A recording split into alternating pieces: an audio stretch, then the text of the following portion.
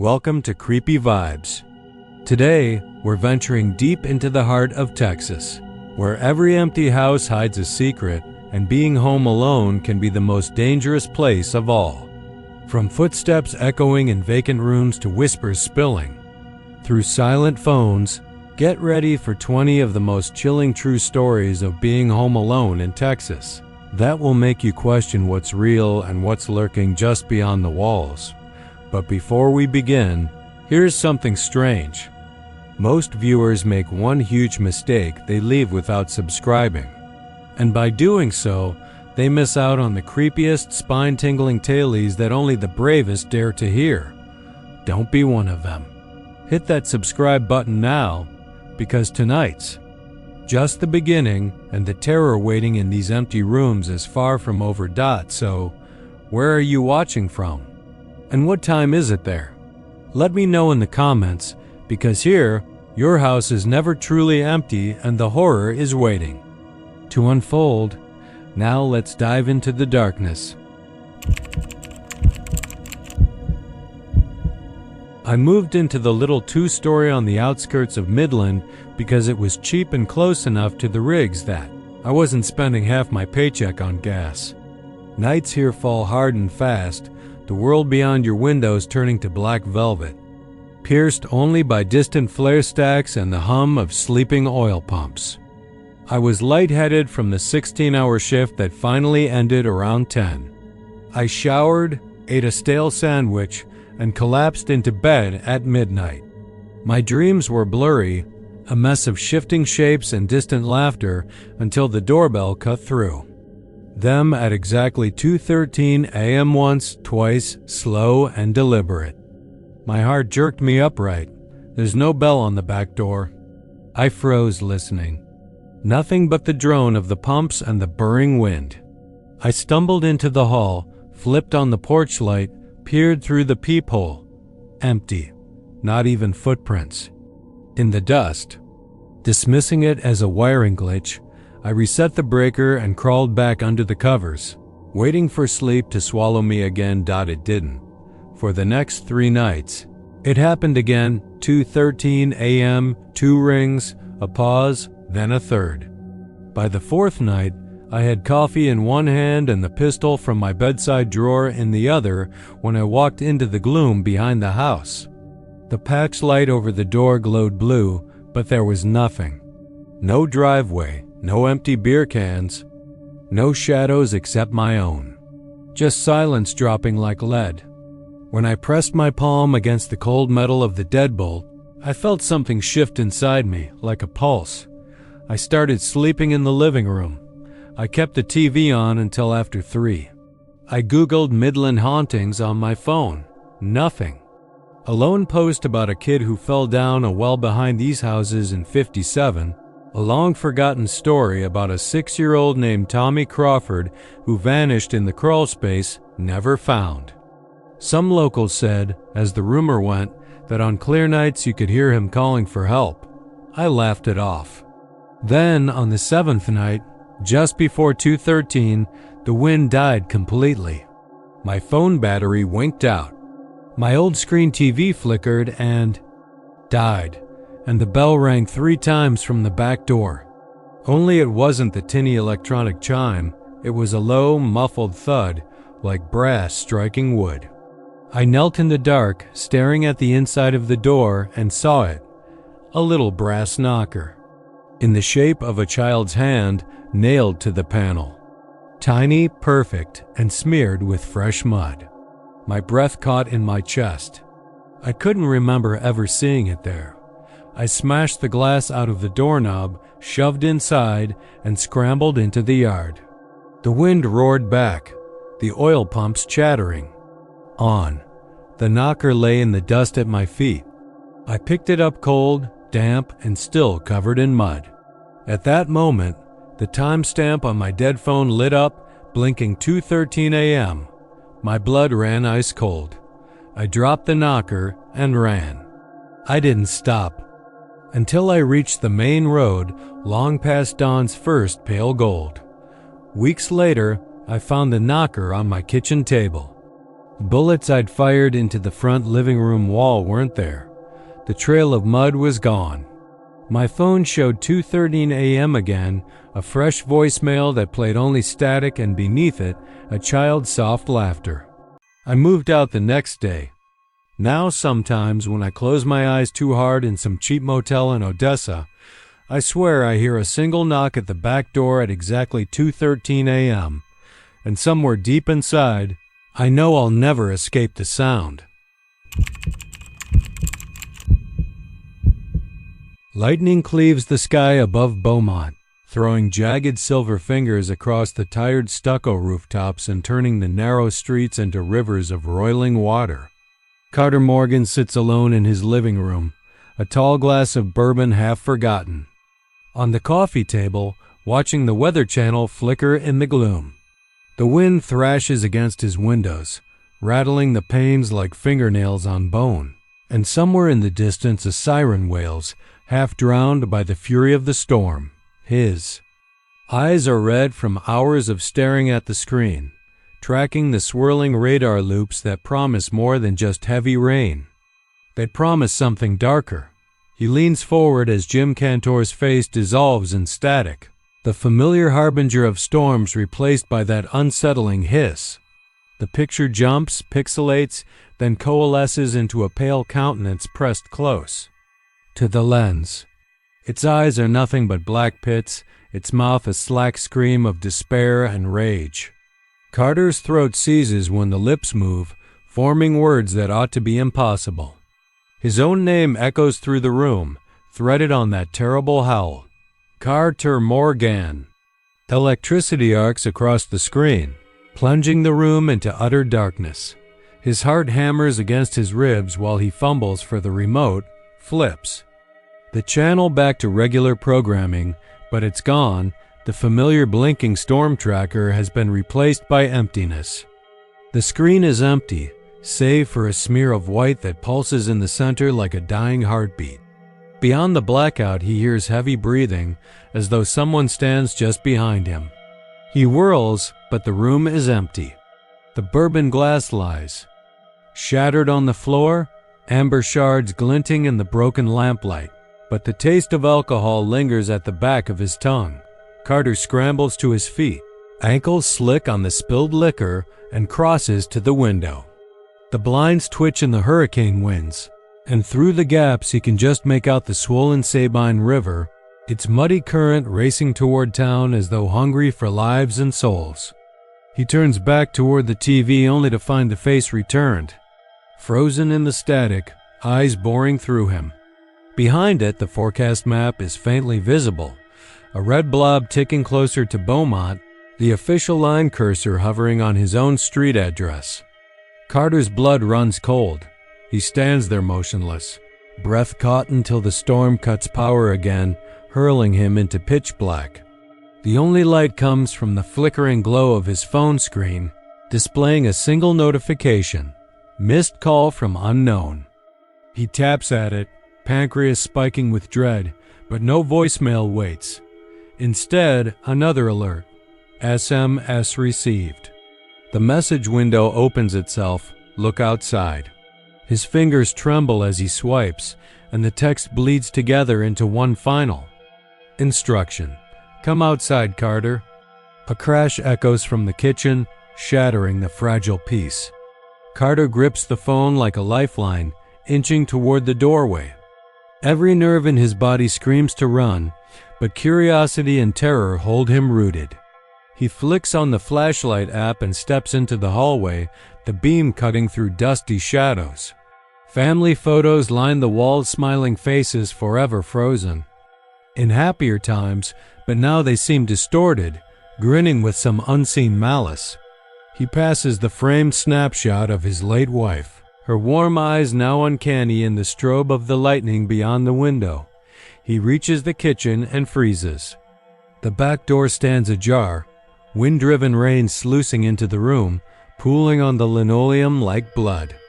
Carter almost doesn't dare look beyond, but he forces himself forward, each step hesitant. The flashlight's beam dances over the soggy porch, revealing deep footprints pressed into the wet concrete, trailing off into the night. They're the exact size of his own shoes. His pulse reverberates in his ears, but as lightning strikes again, he glimpses something or someone at the edge of the yard. A silhouette, gaunt and tall, standing motionless beneath the dripping eaves. A whisper erupts from the static in his phone speaker, crackling like old wires. "You shouldn't have come outside." Then a second voice, deeper, wounded, "Join us." The silhouette shifts, and Carter's breath sticks in his chest.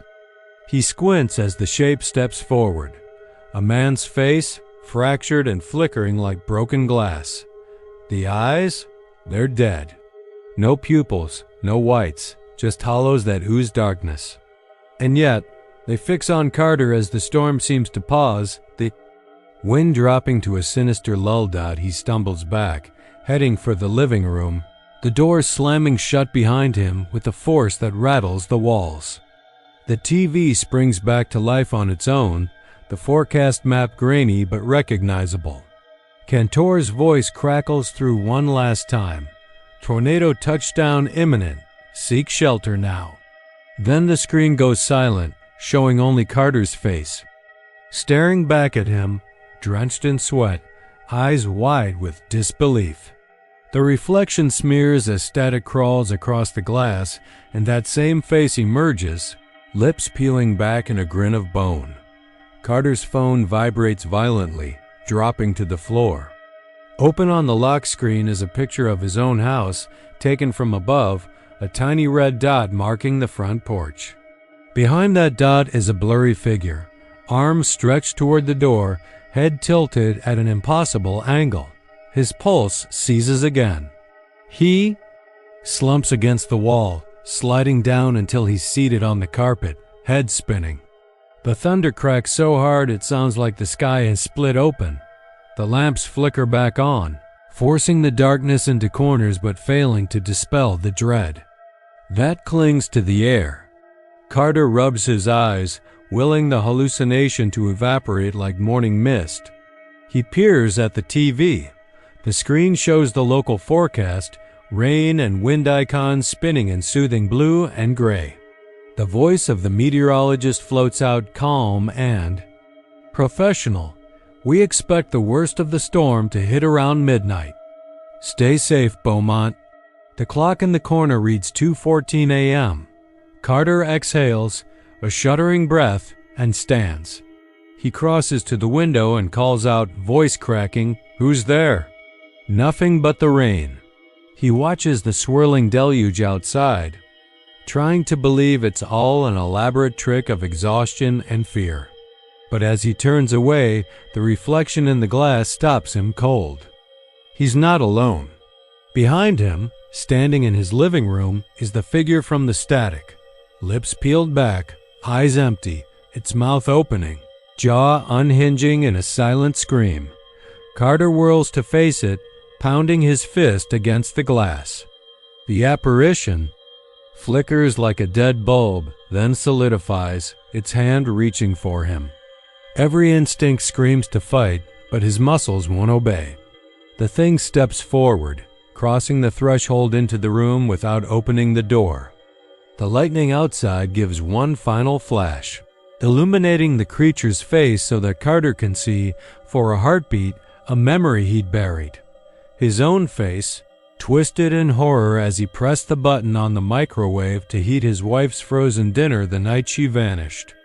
The static that had crawled across the channel now coats every surface, clinging to his skin, filling his lungs. He opens his mouth to scream, but the only sound is the roar of the storm and that inexorable whisper, "Carter Morgan." Lights dim again, and when they flare back, he's gone. The living room is empty except for the faint hum of the Weather Channel broadcasting a sunny forecast for Beaumont. A lone camera drone buzzes by the window, scanning the ruined porch for survivors. Below, the red dot on the map ticks toward midnight as though hungry for its next victim. I never imagined that a simple chore like doing laundry could leave me feeling hollow. But that was before Lubbock's restless wind and the humming machine stitched themselves into something sinister.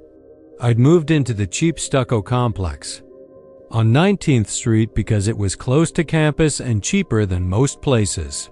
And the communal laundry room was tucked behind a strip of cracked asphalt where tumbleweeds rattled along concrete at night.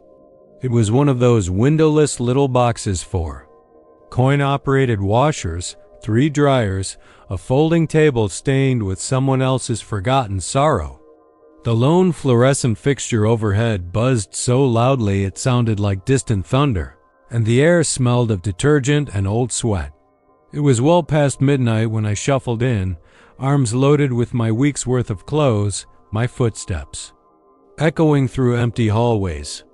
I dropped quarters into the washer, feeling the metal clang like distant bells, and stepped aside to wait.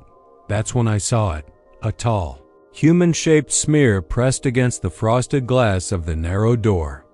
At first I thought it was my reflection, except my shape wasn't that long and spindly, and it didn't stretch nearly 6 feet from the floor. I squinted, and the silhouette shifted behind the roughened glass, a smudge of darkness that moved exactly when I did. I raised an arm to scratch my ear. The silhouette raised its own arm in perfect mimicry. My pulse jerked in my throat. Then dryers clanged in rhythm, and for a second I wondered if I'd left the door unlocked for some late-night prankster. I took a step forward, and so did the shape, gliding silently along the backside of the glass as if floating in a pool of shadow. My rational mind wanted to laugh it off. Maybe someone had found a hidden lever on the inside and was messing with me. But when I flicked my wrist to check the time on my phone, the silhouette's fingers curled exactly as mine did, and I felt a sick thrill of panic slide beneath my ribs. The fluorescent light flickered, and the building shivered with the roar of a passing freight train miles away, but here there was no breeze, no draft, only the relentless hum of machines. I gulped, telling myself to step back, but I couldn't tear my eyes away. Whoever or whatever was behind that glass knew my every move. I shuffled backward, fumbling for the door handle, but the door clicked shut, locked, my heart hammering. I turned the knob again. It wouldn't budge. The silhouette tilted its head, and I swear it grinned. A lean, grotesque curvature where a mouth might be, like a smile carved into smoke. Every hair on my arm stood straight up as I pressed my ear to the cold metal, wondering if I could hear breathing. All I got was the din of motors. I pressed my hands against the wood paneling, the cheap veneer digging into my palms, and forced myself to calm down. I took a slow breath, 3 seconds in, 3 seconds out, but the shape behind the glass took the same breath, rhythm matching mine like a dark dance. I circled the folding table, hoping to find a window or secondary exit. But the room had only one door. The dryers loomed like metal coffins, their small porthole windows catching my reflection in warped arcs. I considered hiding behind one of them, crouching low until the sun came up, but even that felt like no refuge. The silhouette was waiting, patient and mocking, tracing its fingers across the glass. I grabbed a stray lint roller from the corner and threw it at the door, the plastic tube spinning as it bounced uselessly. Behind me, the shape performed the same action in perfect sync, an imitation that was more threatening than any roar or scream. In a moment of desperation, I yanked my phone from my pocket to call my roommate, only to find the screen dead. No signal. I cursed under my breath, tapping the side button until my knuckles grew white. The fluorescent bulb buzzed louder, then flickered out, plunging me into a half-light that felt colder than the Texas wind outside. My breathing filled my ears, and I realized I could no longer feel my legs. They'd gone slack with fear. I stepped forward anyway, hand trembling on the handle, planning to shoulder the door open. That's when I felt it, a weight on my shoulder, a hot breath against my neck, though there was no one there. I spun around, but the room was empty. My reflection in the dryer door stared back at me, wide-eyed and pale. The light jackhammered back on, stabbing brightness into every corner. I jerked, blinking, and when I looked at the glass again, the silhouette was not only mimicking me, it was inches away from my side of the door, its long arms pressed flat against the frosted pane, its shoulders hunched with unnatural angles, like a marionette whose strings had been twisted inside out. The glass rattled under its weight as if it were alive. I yanked at the handle, ripping the door open in one violent motion, my laundry bag tumbling to the floor and scattering socks. Like lost bones, I bolted into the hallway, the overhead lights swaying as though the building itself were breathing. I didn't look back until I reached my car, heart pounding so hard it felt like it might burst through my ribs. I slammed the door shut, locked it, and sat with my head pressed against the steering wheel, gasping. The streetlights outside danced through the windshield as a cold wind swept across the parking lot, carrying the taste of dust and cotton pollen. But when I glanced up, I saw a shape reflected in the rear window, tall and still familiar, its head cocked at the same impossible angle. My blood ran cold. I fumbled for the door handle and ripped it open, stumbling out into the night. The silhouette stood at the edge of the parking lot, framed by the swaying tumbleweeds and distant cotton fields, watching me with a patience that felt deeper than time. I sprinted across the asphalt, dragging the laundry bag behind me until I reached the main road where headlights cut through darkness like knives. I jumped into the back seat of a passing truck, too terrified to notice who was driving. Later, sitting safe in my roommate's lit kitchen, I stared at my reflection in the window and wondered if the thing had followed me home. I laid my clothes across the table, half expecting the silhouette to ripple through the frosted glass of the pantry door.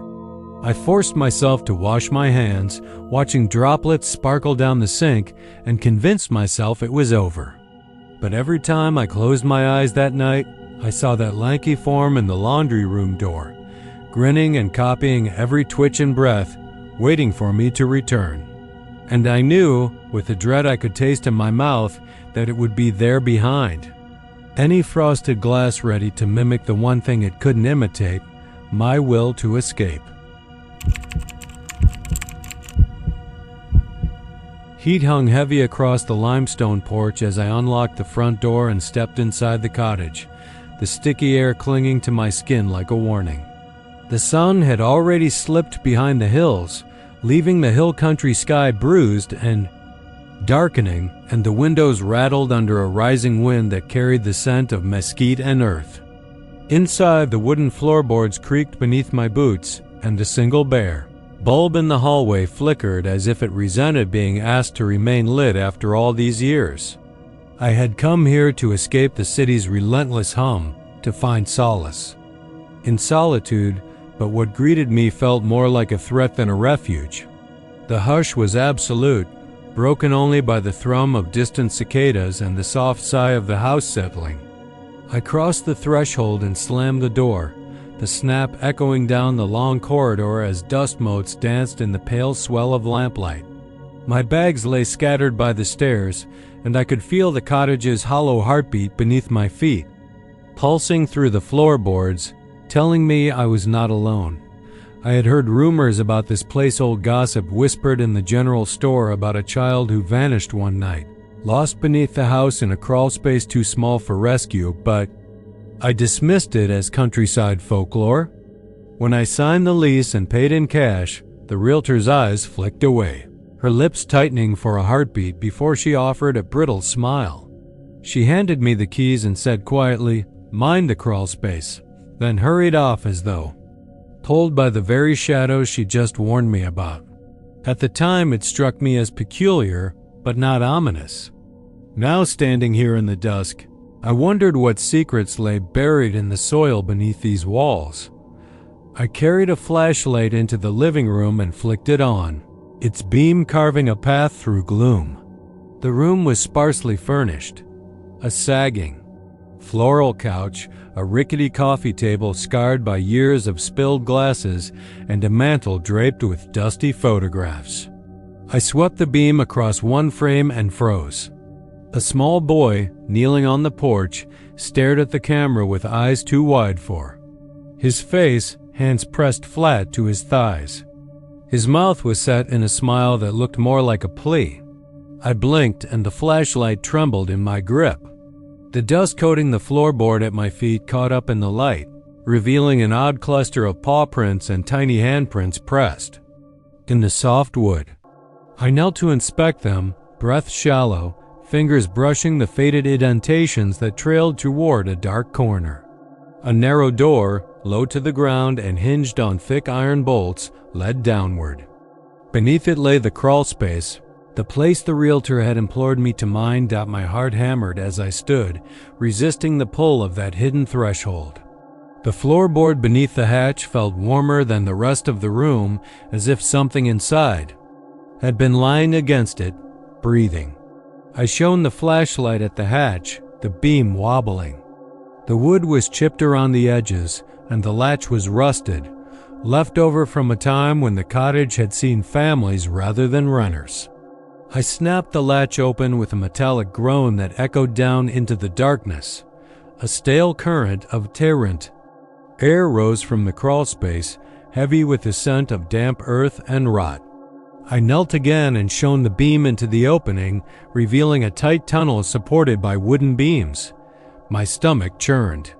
The dirt floor looked unnaturally smooth, as though many small hands had dug at it, shaping it with care. I leaned closer, the flashlight illuminating plank walls slick with mold, and something shifted in the gloom. A soft whisper drifted upward. "Sarah." The voice said, "My name." I jerked back, flashlight skittering across the floor. My skin prickled with ice. I had not whispered my name. I knelt by the hatch, shone the beam back into the crawl space, and waited, breath caught in my throat. Seconds passed, measured in agonizing heartbeats, and then the voice came again, fainter this time, laden with longing. "Sarah, come play." I staggered back, hand pressed to my mouth. I had no child. I wasn't even sure why the name had lodged in my memory, an offhand remark by the realtor when I signed the lease, perhaps, or a fragment of a life I'd left behind. My pulse rattled, and I wrestled the flashlight back to my grasp, illuminating a length of pipe on the crawlspace floor. Beneath it lay a doll's arm, its porcelain skin chipped and stained. My breath trembled, and I snatched the doll's arm away, the porcelain fingertip breaking free and clattering into the darkness below. Sat on the porch steps outside, the cool Texas night steeping into my bones. Somewhere out there, the wind whispered through scrub oak, carrying the faint cry of a whippoorwill. I clutched my knees, flashlight beside me, and dared to think I'd imagined the voice. The timer on my phone glowed 11:13 p.m., not 2:13. The realtor's cryptic warning swirled in my mind. Mind the crawl space. I had not heeded it, and now I questioned every choice that had led me here. The next day I left the cottage at dawn, drove into town, bought plywood and nails, and boarded up the crawlspace hatch. The afternoon sun blanched the hills, chasing away shadows. But as I hammered the final board into place, I felt the wind shift, and in that breath of air I heard it again, muffled through wood. A child's soft laughter, my name, whispered and urgent. I froze, hammer in midair, and for the first time understood the weight of fear. I finished sealing the hatch, sweat dripping down my neck, and pushed my truck away on trembling hands. That night I slept in the living room with doors locked and windows sealed. My phone alarmed at 3:17 a.m. and I woke in a puddle of sweat, convinced I'd heard something scratching beneath the floor. I flicked on the lamp and toggled on every light in the room before I dared move. Sleep came in fitful spasms, haunted by a child's cry. Echoing somewhere far below. Over the next week I scavenged every piece of local history I could find. The general store's elderly owner remembered the cottage from her childhood, when it belonged to the McAllister family. A toddler named Emily had disappeared one humid night in June of 1965. The sheriff's deputies had torn up the land searching for her, but the girl was never found. One deputy claimed he'd heard her singing his name from the crawl space, but he too was found dead weeks later, throat slashed from ear to ear. The story ended with neighbors moving away and the house left to rot. I felt the cottage's pulse grow frantic as I absorbed the tale, a story whispered like a warning. That night, back in the house, I sat on the couch and stared at the boarded-up hatch. Shadows pooled in the corners, and the wind pressed its cold fingers against the glass. At midnight, I heard a scratch, a faint tapping that crawled through the floorboards. I pressed my ear to the wood and heard it again, tap, tap, tap, a child's pattern. Slowly, tortuously, the voice drifted up from beneath. "Sarah, please." The voice was thin, desperate, and so achingly familiar I nearly broke down. I scrambled to the hatch, pried away a loose board, and shone my flashlight inside. I saw nothing but the black mouth of the crawlspace. Something moved in the darkness, impossibly quick, and the beam swept past nothing. I stared into the void, heart thundering, and then the voice changed, twisting into a rasp. "You're mine." I slammed the board back into place and bolted it, nails vibrating under my fists. My breath came in ragged gasps and my hand shook so violently the flashlight beam flickered. In that moment I knew I could never leave nor remain. I was trapped by something that called me by name, that demanded I stay and keep it company in its tomb. I wanted to scream, but no sound escaped. I wanted to run, but my body refused to move. The crawl space claimed my will like a predator settling in for the kill. By dawn I was gone, driving away in a haze of exhaustion and dread, but I never returned the keys. The cottage sits empty now, its windows shuttered, and the locals say new renters have moved in. They laugh off the warnings, convinced ghost stories die under the midday sun. But at night, when the hill country breeze drifts through the trees and the cicadas fall silent, something stirs beneath the boards. And if you stand on the porch and listen, you can hear a child's whisper calling your name, begging you to come down. Come down where she waits alone. I moved into the 32nd floor of the Montgomery Tower in mid-January, thinking I'd traded Houston's usual humidity for the sterile chill of glass and steel. My apartment looked out over the glittering sprawl of downtown, lights blinking. Like a circuit board in the night, a world of warmth so far below. The radiator never quite warmed the living room. The thermostat read 60 degrees, but the air felt colder, as if the walls themselves exhaled a chill that swirled around my ankles. I'd buried myself in work late nights editing video footage for a local news station, so I barely noticed when the first frost edged the window panes. I was used to ignoring little oddities. Then I saw the HANDPRINT dot. It appeared one morning. At sunrise, glowing pale against the glass like a smear of bleach on dark fabric. A perfect palm, 5 fingers splayed, frozen wet, a thing apart from condensation, too clear, too human to be mere mist. My heart thudded and I put my palm to the glass, expecting warmth. Instead, a shock of cold traveled up my arm to my shoulder blades. I jerked back, my fingertip brushing the ridge of my own print on the inside, warm against the furnace of my body. The outside print stayed, glistening with tiny droplets at the edges. It was larger than my own hand, more elongated, the fingers slender and jointed oddly, as though someone or something had stretched to press it there. I wiped at it with my sleeve, but by midday the shape reformed, as sharp and clear as before. I told myself it was a prank, a street artist perching on the ledge below and flicking water against the window. But the ledge was 15 feet beneath. Mine, No way to reach me, and there had been snow across the sidewalk, undisturbed footprints, no evidence. At night, the handprint glowed faintly under the hallway light. I dreamt of long fingers sliding over my skin, waking to goose flesh crawling across my arms. I joked to friends that my building was haunted by a cold hand, but I stopped joking the morning I found prints on the hallway door outside my apartment. 3, left hand, right hand, left again, arranged like someone pacing or tapping impatiently. Building's carpet was plush, white with a faint floral pattern. The prints were invisible on the carpet, but the metal door bore the translucent palm on the glass peephole cover drip marks like tears of ice. My doorbell rang once, 8:30, a single chime echoing through the empty corridor.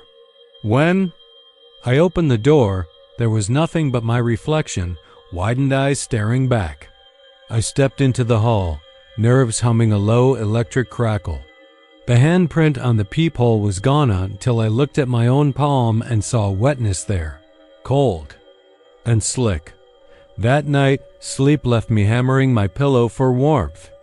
The radiator rattled in protest, then died. The lights in the living room dimmed, and I reached out for the lamp switch, fingers brushing something on the wall. I recoiled. Another palm, blurred and dripping, as if someone had climbed up, pressed against the satin paint, and left a record of every contour. I turned, expecting to see a shape against the window, but there was nothing, only the city's glow, horizon jagged with towers, alive but indifferent. I fetched a blanket, wrapped it tight, and tried to ignore the slow drip from the ceiling above, a steady punctuation in the silence dot by the third morning the frost had spread. A dozen handprints, progressing across the living room window toward the hall door. They were arranged in a track, 5-fingered footprints marking an ascent, each one slightly lower than the last, as if a creature climbed the glass toward me. My knees hit the floor when I realized they stopped exactly at the level of my face. At that height, someone or something had looked in. I pressed my cheek against the cold pane, breath fogging both sides, and I could almost feel the hollow heat of eyes burning behind the glass. I whispered, "Who are you?" And the cold space breathed a reply that sounded like a faint hiss, like ice cracking. I called building maintenance, but they found nothing. The window's exterior was spotless, no footprints on the narrow ledge, no drips pooling below. They blamed my aging unit's old seals, a technician mumbling about leaks. I complained, but there was no fix. That night I left every light on. I sat on the couch with the blanket draped over my shoulders, staring at the window as if it were a television screen. At exactly 2:17 a.m., the glow in the glass flipped. A shape coalesced behind the frost, the elongated head of someone tall and thin testing the pane with a fingertip. I gasped and dropped the blanket. It slid off the couch in a soft thud, and the shape jerked, head tilting, long fingers splayed. Its mouth opened in a silent scream. I scrambled back, heart slamming, and the lights blinked out 2 at a time until the living room was a black bowl dot, and in the darkness I heard it move. Soft scraping on glass, like a skeletal hand dragging claws. My phone lay on the coffee table, its screen glowing alarmingly bright. I texted my sister, "Something's here. Call 911 if I don't text back in 5 minutes." Before I hit send, the lamp flickered on, a single bulb sputtering to life. In that halo of yellow, I saw it standing on the other side of the glass, just outside the sliding door to the balcony, so close I could count joints in the frozen fingertips. Its eyes were dark wells, hollow, and its skin the color of old snow. It smiled, an impossibly wide grin that cut across its face like a jagged frost line. The cold seeped through the glass so intensely I felt my bones shiver. I reached for the sliding door handle, but the metal was ice itself, burning my palm. I yanked back and ran to the hall door, fumbling the key. swallowing a scream when pressed my ear to the wood and heard the soft slap of the creature's palm. On the window behind me, I fled into the corridor, chest heaving. I ran barefoot, doors blurring past until I reached the elevator and slammed the call button. The red on light blinked, then the doors slid open. Inside was empty, but the walls were frosted, a single handprint pressed into the metal panel. I held my breath, stumbled in, hit the lobby, and sprinted down the drive. The taxi idled in the chill air. I climbed in, gasping, and as we pulled away, I looked up at the tower's dark silhouette. On the 32nd floor window, a single. Handprint glowed faintly, then faded. I never went back. A week later, I read in the paper about the rioting protest outside City Hall that spilled onto the freeway. A tanker overturned, a cloud of refrigerant gas drifting across downtown. A dozen people injured by frostbite in the blast's aftermath. I wondered if the city had exhaled that cold somewhere else, a frozen heart pressed against another pane of glass. And I thought of the thing in my window, elongated fingers tracing my life, leaving its mark until it found another soul. When I lay in my sister's spare room that night, the window rattled in its frame as if something was tapping to get in. I pulled the covers over my head, but in the hush that followed, I felt something cold brush my forehead light as a breath, human as a prayer. I didn't look. I just lay still, listening, as the temperature in the room dropped and waited for the next print to appear.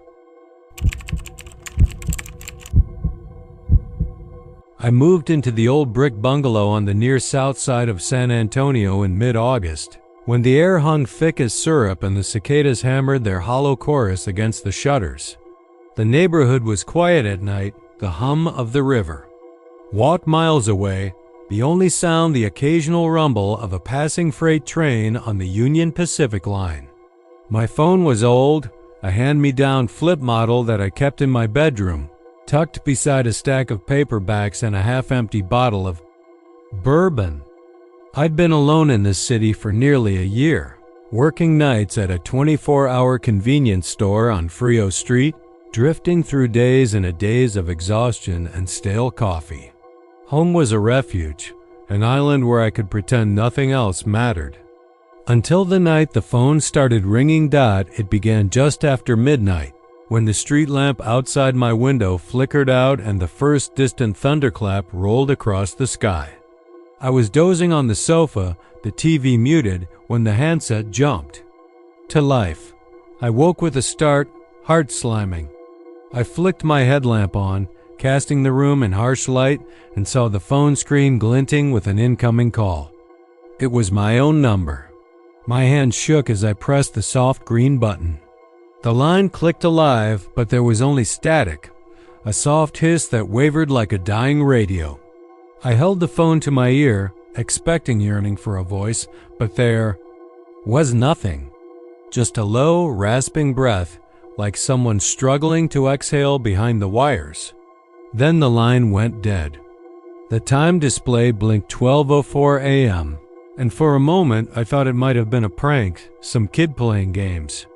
I set the phone down, telling myself to go back to sleep. I didn't. The second call came at 1:17 a.m., when the wind began rattling. The blinds. My phone lay on the coffee table, face up, as if it awaited the next summons. When it rang, I didn't recognize the ringtone. It was the factory default, a sterile chime that sounded discordant in the dark. I flipped it open, swamped by a cold dread when I saw again that same number, my own. I pressed to answer, whispering hello to the void. This time I heard a voice soft, quivering, and unmistakably female. "Please," it said, the word drawn out like a plea for mercy. But the voice was fractured, as though recorded through water or wrapped in cloth. Then the line crackled out, and I was left staring at the handset, sweat beading on my brow. I remembered the obituary on the fridge missus. Alvarez, my next-door neighbor, had passed away 2 nights earlier, struck by a heart attack. Her curtains still hung as if someone should be looking out, her lawn uncut, her mail piling up. My blood chilled. I tucked the phone under my pillow, hands pressed over my ears, but sleep wouldn't come. The third call arrived at 2:32 a.m., just as the storm broke outside. Raindrops pelted the roof, and sheets of lightning carved the sky into jagged scars. The phone screamed at me from the darkness. I retrieved it, palm damp, and recognized the number without looking, my own. My breathing hitched as I answered. Silence. Then a slow, deliberate clicking like fingernails tapping a countertop. Tap, tap, tap. I couldn't tear my eyes from the screen. The tapping grew louder, faster, until it felt as if someone was inside the room, drumming their fingers on the table at the foot of my bed. I whispered, "Who is this?" but only static replied. Abruptly, the clicking stopped. In its place came a whispered imitation of my own voice, repeating my name, Jason, Jason, over and over, the syllables stumbling through the line. My heart threatened to burst free. I slammed the phone down, stumbled back against the sofa, and felt the pounding in my temples. My palms burned from gripping the remote so tight. I dared not move, dared not think. Sleep fled me entirely. By the fourth call at 3:46 a.m., I was pacing the floor.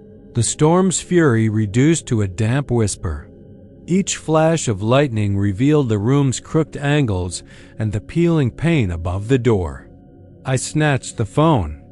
Like a lifeline, pressed it to my ear. There was breathing. Deep, ragged inhalations, as if someone gasped for air through rusted pipes. Then a child's voice, high and tinny, let me in. I slammed the phone away. The moment I did, the back door clicked. My blood froze. The locks were double bolted. I hadn't touched them in hours. The door clicked again. I crept to the hallway, heart slamming so hard I felt each beat in my throat. The rain had stopped, and the night was bathed in an eerie stillness. I reached the living room, every step weighted with dread, and peered toward the back exit. Nothing. The doorknob hung motionless, the porch empty under the porch light's feeble glow. I spun, returning to the phone as it rang once more, demanding attention. I stood motionless, breathing, wondering how to stop this madness. At 4:05 a.m. the phone rang again. But this time the screen was blank, no number, no ID, just the call icon pulsing in the gloom. With trembling fingers I slid the green button. A dial tone pulsed through the speaker, then was overridden by the soft click of a line picked up. I heard the voice before I recognized it, that low, mocking rasp. It was me. My own voice, distorted and distant. Come outside. I froze. It knew my name, my face, my voice. Come outside, it repeated. Come outside. Rain began, spattering again against the window, though I hadn't heard any thunderclap to herald it. I'm not alone, I whispered to nobody. The voice answered by laughing my laugh, or something distorted into a parody of it, trailing off into a series of guttural gurgles. Then the voice went silent, and the dial tone returned, punctuated by a final click as the line went dead. I knew I had to leave. I burned with terror and adrenaline, yanking on my boots and stuffing my phone into my pocket. I crept down the hallway, every hair on my arm standing at attention. I passed the closed bedroom door where the first calls had come, and I hesitated. Hand on the doorknob. Through the keyhole I could see movement, a flicker of shadow, as if someone was adjusting their position just inside. My breath caught. I yanked open the door and the room lay empty, the bed unmade, the phone still on the nightstand. I snatched it up, scrolled through call logs, 5 calls, all from 2105-50123, my own number. No messages, no voicemails, nothing. I raced outside into the alley, rain splattering my face, the humid air sticky on my skin. I ran toward Frio Street, toward the yellow glow of the convenience store, my boots slapping wet pavement. Behind me, I heard a hollow hum, like the ringing of a phone in the distance, growing louder, echoing through the night. I didn't stop running until dawn, until the first pale sliver of sunlight teased through the clouds. I collapsed on the stoop of the store's service entrance, chest heaving, eyes wide. My phone lay in my lap, screen cracked off. I stared at it, willing it to remain silent. But then it lit up with a single notification, missed call from home. I dropped the phone, scrambled back, and saw on the cracked screen, "Thank you for answering." Beneath that, the time stamp, 6:12 a.m. Beneath that, a final, chilling line, "See you soon." The first time I heard it, I thought my mind was playing tricks. The soft, tinny chime of a music box, delicate and distant, drifted through the narrow hallway of the old Corpus Christi rental house I'd just moved into. It was nearing midnight, the Gulf breeze rattling window panes and carrying in the smell of salt and seaweed. I paused outside the empty bedroom, once dusty and abandoned, now my spare room curious, unsettled. The tune was familiar, a lullaby I'd heard as a child, mechanical and bright. But this night it slowed, each note stretching and bending. As though underwater, I pressed my ear to the cracked door, heart thudding. The music grew fainter, warping like a warped reel of film. I twisted the knob. The door protested with a low creak, and light from the hallway spilled across the threadbare carpet. The room was empty except for the bare frame of a twin bed and a wooden dresser scarred by age. No sign of a music box until I saw it on the windowsill, its brass gears. Exposed, a small hand crank turned halfway as if someone had frozen in mid-wind. The tune halted abruptly the moment I blinked, leaving a heavy silence that pressed against my eardrums. I stepped inside, toes brushing against a wooden floor that sighed under my weight. The moonlight through the curtained window revealed faint footprints in the dust leading from the door to the sill. My skin prickled. I crouched, fingertips hovering above the box. It was ornate mother-of-pearl inlay curling around its edges, a faded inscription on the lid, "For Eleanor." Eleanor, the name etched softly, as if carved by a child's trembling hand. I closed my fingers around the crank and turned it. Gently, the gears clicked and the lullaby began again. Slower, each note dragging, heavy with something sorrowful. I moved closer, leaning over the sill to peer outside. The backyard was dark, the ancient oak tree looming like a sentinel. Beneath it, the swing I had installed hung motionless. I heard my breath hitch as the music slowed further, the melody stretching until the notes seemed to moan. My reflection bloomed in the window glass pale, haunted. A soft tapping made me whirl around. The dresser drawer, which had been closed, was now cracked open a fraction. I froze, heart pounding, then forced myself forward and yanked it open fully. The drawer screamed on its runners empty. A single scrap of yellowed paper lay folded at its bottom. I tugged it out. The handwriting was childish. "Don't wake her." No signature. I slammed the drawer shut and spun back to the music box. It had stopped again. I set the note on the bed and cranked it once more. The tune crawled out, each pluck of the comb like a sigh. As I listened, I noticed something strange. The shadows in the corner of the room had deepened, thickening as though pooling. The shadow nearest the wall stretched and stretched, elongated into something tall and slumped. I blinked and it recoiled. A soft, almost inaudible giggle echoed from behind me. I yanked the crank abruptly and hurled the box onto the bed. It tumbled open, the melody cut short, leaving only the ticking of its mains pring dot. My pulse hammered as I turned, flashlight flicking across empty walls. The bed's metal frame cast long bars of darkness. The shadow was gone. I bent to scoop up the box, intending to hurl it out the window, but it was no longer there. The mattress sagged in the center where it had rested. My breath came in shallow gusts. I edged to the window and wrenched the curtains aside. The sill was empty. The music box vanished. Outside, the oak's branches scratched at the glass like skeletal fingers. I bolted from the room, the note clasped in my hand. In the living room's dim glow, I flicked on a lamp and read the message again. Don't wake her. Goosebumps raced down my arms. I hadn't woken anyone. The house was silent. I searched for signs of life. No movement beneath the plaster ceiling, no creaks in the floorboards. Only the distant hum of streetlights and the soft whir of my air conditioner. I backed into the hall and pressed a hand to my mouth to still.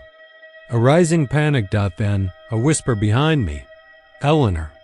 It was soft, like wind in a seashell, curling around my ear.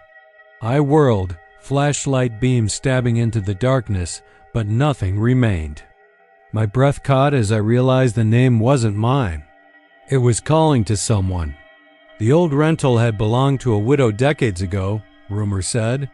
Her daughter, Eleanor, had died in the room upstairs, some long ago fever or accident. They'd never sold the music box. They said it remained, waiting. I forced myself forward, retracing my steps to the spare room. My legs shook. The door stood slightly ajar, and from within came that faint mechanical lullaby, slower now, beats dragged like wounded animals. I nudged the door open with my shoulder and stepped inside. The box sat on the bed, lid shut, but the melody played through its seams. I leaned close. Condensation formed on the lid, and then droplets fell, leaving rivulets down its sides. A shudder ran through me. The note was gone. In its place on the mattress lay a small, cracked porcelain doll's head, one glass eye missing, hair matted. With dust, blood, dark stains ringed the neck. I recoiled, stifling a scream.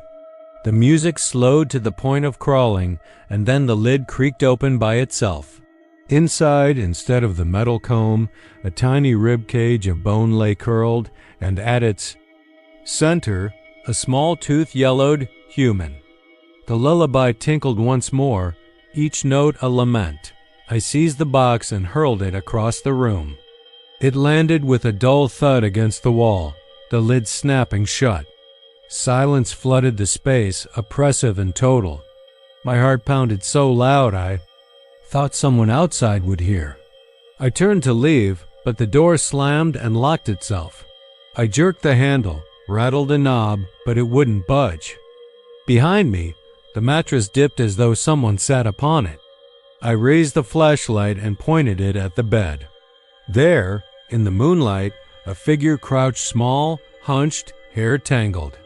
A face too pale to be alive turned upward, eye sockets. Hollow mouth curved into a grin too wide for flesh.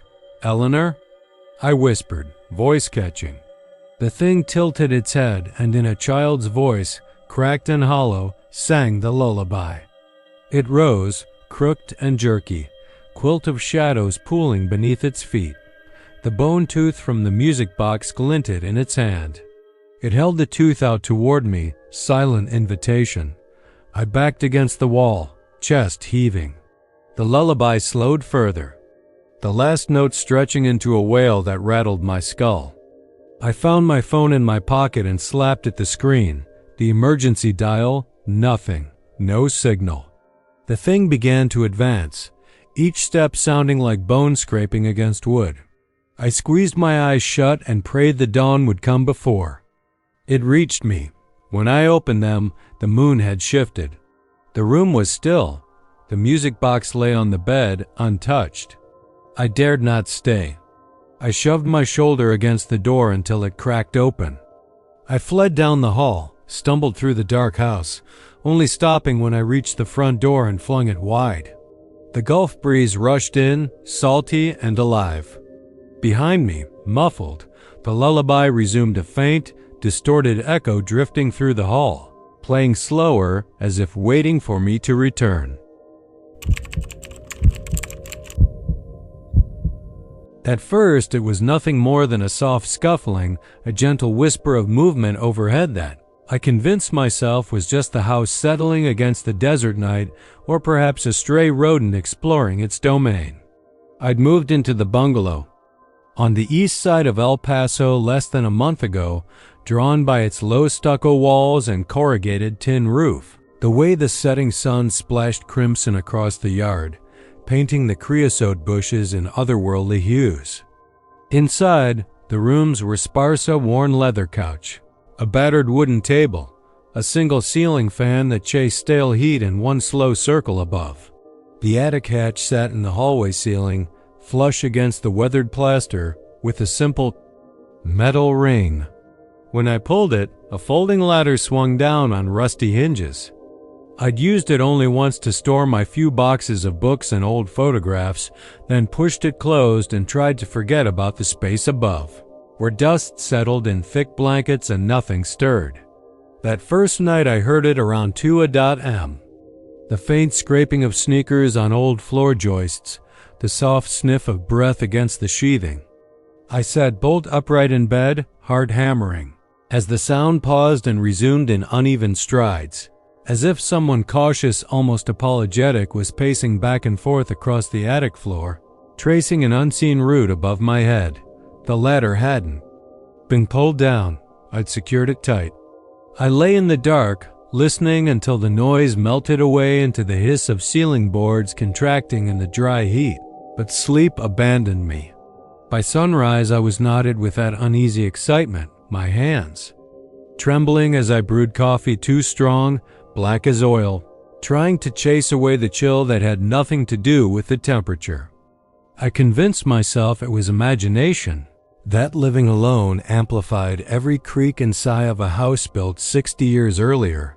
But when dusk fell again and the fan clattered overhead, I knew this was something else. I rose from the couch, flashlight in hand, and approached the attic door. Under the beam, I saw the ladder's hinges were slick with fresh dust, as though it had been folded down and scraped back up. But at the bottom, its feet clung to the ceiling. No ladder extended into my living room. My breath caught. I flicked the torch around the hallway, half expecting to see a dark figure lurking in the corner. But the wall stood bare, the paint chipped and dull. I jerked open the hatch and peered upward into the gloom beyond the threshold where the ladder should have been. Nothing but inky blackness, broken by my own beam dancing across ceiling joists and long-forgotten boxes. I climbed onto a stool and reached up, half tempted to haul the ladder down again. But as I stretched my arm through the opening, I felt something shift above, a featherweight brush against my fingertips, like a blind hand seeking for purchase. I yanked back so fast the stool tipped, and I hit the floor with a thunderclap of pain that rippled through my ribs. The attic hatch slammed itself shut, making a dull thud that echoed down the hallway, and I lay there for a moment, blood rushing in my ears, until I forced myself up and pressed my hand against the dented wood. No ladder inside, no footprints on the hatch, only a single smear of dirt below my fingertip where a tiny trail of dust had been disturbed. I stumbled back into my bedroom and locked the door, sliding the old bolt into place, and that night I dreamed of hands reaching down through the ceiling boards to drag me up into darkness. When I woke, my shirt was soaked through with sweat, and the fan above whined like an animal in pain. I knew I had to face it. I fetched a tall stool and propped it beneath the hatch, determined to prove there was nothing there but shadows and wind. I pulled the ring with both hands and let the ladder creak down into my sight, each rusted hinge groaning as it unfolded, as if protesting my intrusion. I climbed the rungs slowly, counting each one 1, 2, 3, until my head pierced the attic's gloom and I saw him. Or it. A shape hunched in the far corner where a single boarded-up window tried to keep out the wind. It was slight, maybe the size of a boy, but its limbs were too long, its elbows sharp angles pointing like arrows toward its knees. its head cocked to one side so that a mop of greasy hair fell across a pale, featureless face. My breath froze in my throat, and I realized I'd been seeing the shadows of my own fingers dancing on the stucco walls below. The thing's body shivered in the beam as though it was made of living smoke, and then it stepped forward, every movement deliberate, like a predator savoring the hunt. I turned to clamber down, but the bottom rung fell away as though the ladder had folded itself back into the ceiling with a smooth click. I slammed my hand against the wood, but it wouldn't budge. Behind me, the shape advanced, its head lolling unnaturally, and I found myself pressed between the ceiling joists and the hatch, trapped in a space I'd never wanted to enter. The air turned frigid, the beam from my flashlight drifting across rows of dusty crates and tangled old quilts until it landed on the thing's face. No eyes stared back, only a featureless expanse of sallow skin that seemed to blur and shimmer, like oil on water. It stopped, raising one long finger to its lips in a hush, and I felt a tide of nausea sweep through me as a whisper filled my ears. A voice too soft to understand but screaming in my mind. "Don't scream," it said. "Don't throw yourself away. I want to show you." My legs turned to jelly, but I managed to twist and stumble back toward the opening, tugging at the ladder rung with every ounce of strength, until with a crack it snapped back down and I threw myself onto it, descending faster than gravity should allow, landing in a heap on the floor below. I scrambled across the hallway and yanked the hatch tight, bolting it just as the thing's raspy laughter rattled the planks above. I backed away until my head hit the wall, shaking, tears stinging my eyes as the laughter gave way to the dull scuttling of footsteps moving farther away toward the other side of the bungalow, then closer again until they stopped directly overhead. I pressed my ear to the hatch and heard a voice, soft as stolen breath, whisper, "Hurry up, I'm lonely." I felt something brush my hair and I spun, flashlight bobbing in my hand, but the hallway was empty. The cooker clicked off in the kitchen. The fan in the bedroom stalled, and the house fell silent, as though holding its breath with me. I didn't sleep for 3 nights. I called a locksmith, changed the locks, installed sensors on the attic hatch that would scream if opened, and still I hear the soft shuffling at night, the faintest tread of bare feet against the boards, creeping toward that ring set in the ceiling. Last night I dreamed the attic beckoned me up, that it promised to show me secrets I'd lost, memories of a childhood I never had, a face I could not recognize. I woke in darkness and realized the sensors were silent. The ladder hung down, tattered, cloth caught on its lowest rung, a scarf twisted around the metal that I had never owned. And from above I heard the slow, deliberate footsteps descending.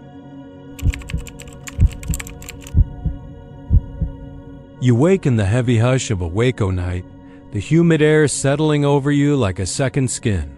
Your apartment is a converted bungalow 3 blocks from the Brazos, its walls thin enough that you can hear sirens drifting in from the highway.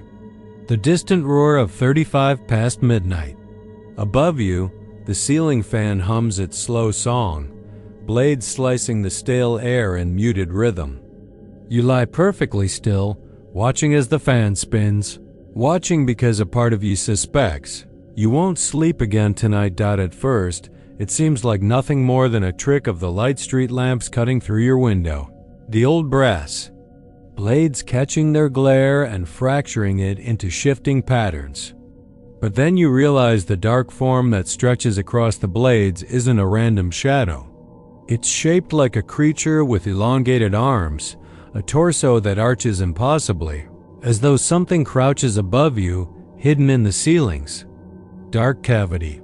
You stare, breath-catching, convinced it must be a branch or a crack in the plaster. You sit up, reach for the switch at your bedside, and the fan clicks off. The shape vanishes. The next night, you don't dare sleep.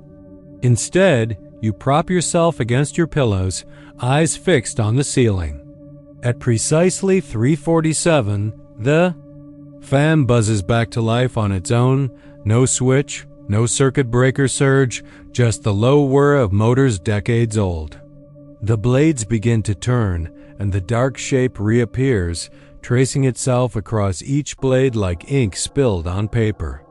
You tried to blink it away, to coax rational explanations from your mind, but the outline remains, a crouched form with spindly limbs, hollow where its eyes should be.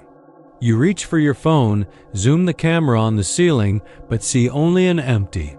Fan silhouetted against yellowed paint dot each night, the phenomenon grows bolder.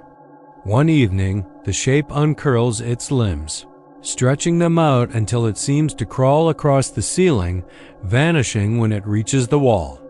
You feel its passage as a cold rippling on the crown of your skull. You jump from your bed and switch the fan off, but the form doesn't disappear, it melts onto the ceiling above, blotting the pale surface with shadows deeper than any darkness. You trace your finger across the stain and feel nothing but smooth plaster, no finger tracings in. Soot, no residual chill. The air smells sweeter, like honeysuckle carried from under your window, but it tastes wrong in your mouth, metallic and bitter. Driven half mad, you call anyone at 2 in the morning. Your old college roommate answers grudgingly. You babble about the fan, the shape, the way it seems to reach down for you. He promises to stay on the line until dawn, but when you tilt your phone so he can see it, all he hears is static. He tells you it's probably a loose wire, a problem with your apartment's ancient wiring, but you know it's not electricity. Late that night, you sneak to the closet, pull out a toolbox, and descend a wobbly stepladder.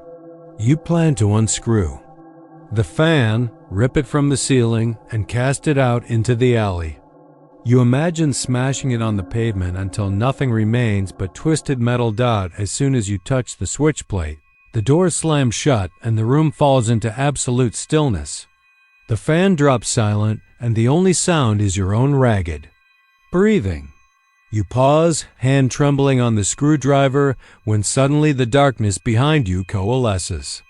Not on the fan this time, but at the edge of the room where your rug meets the door.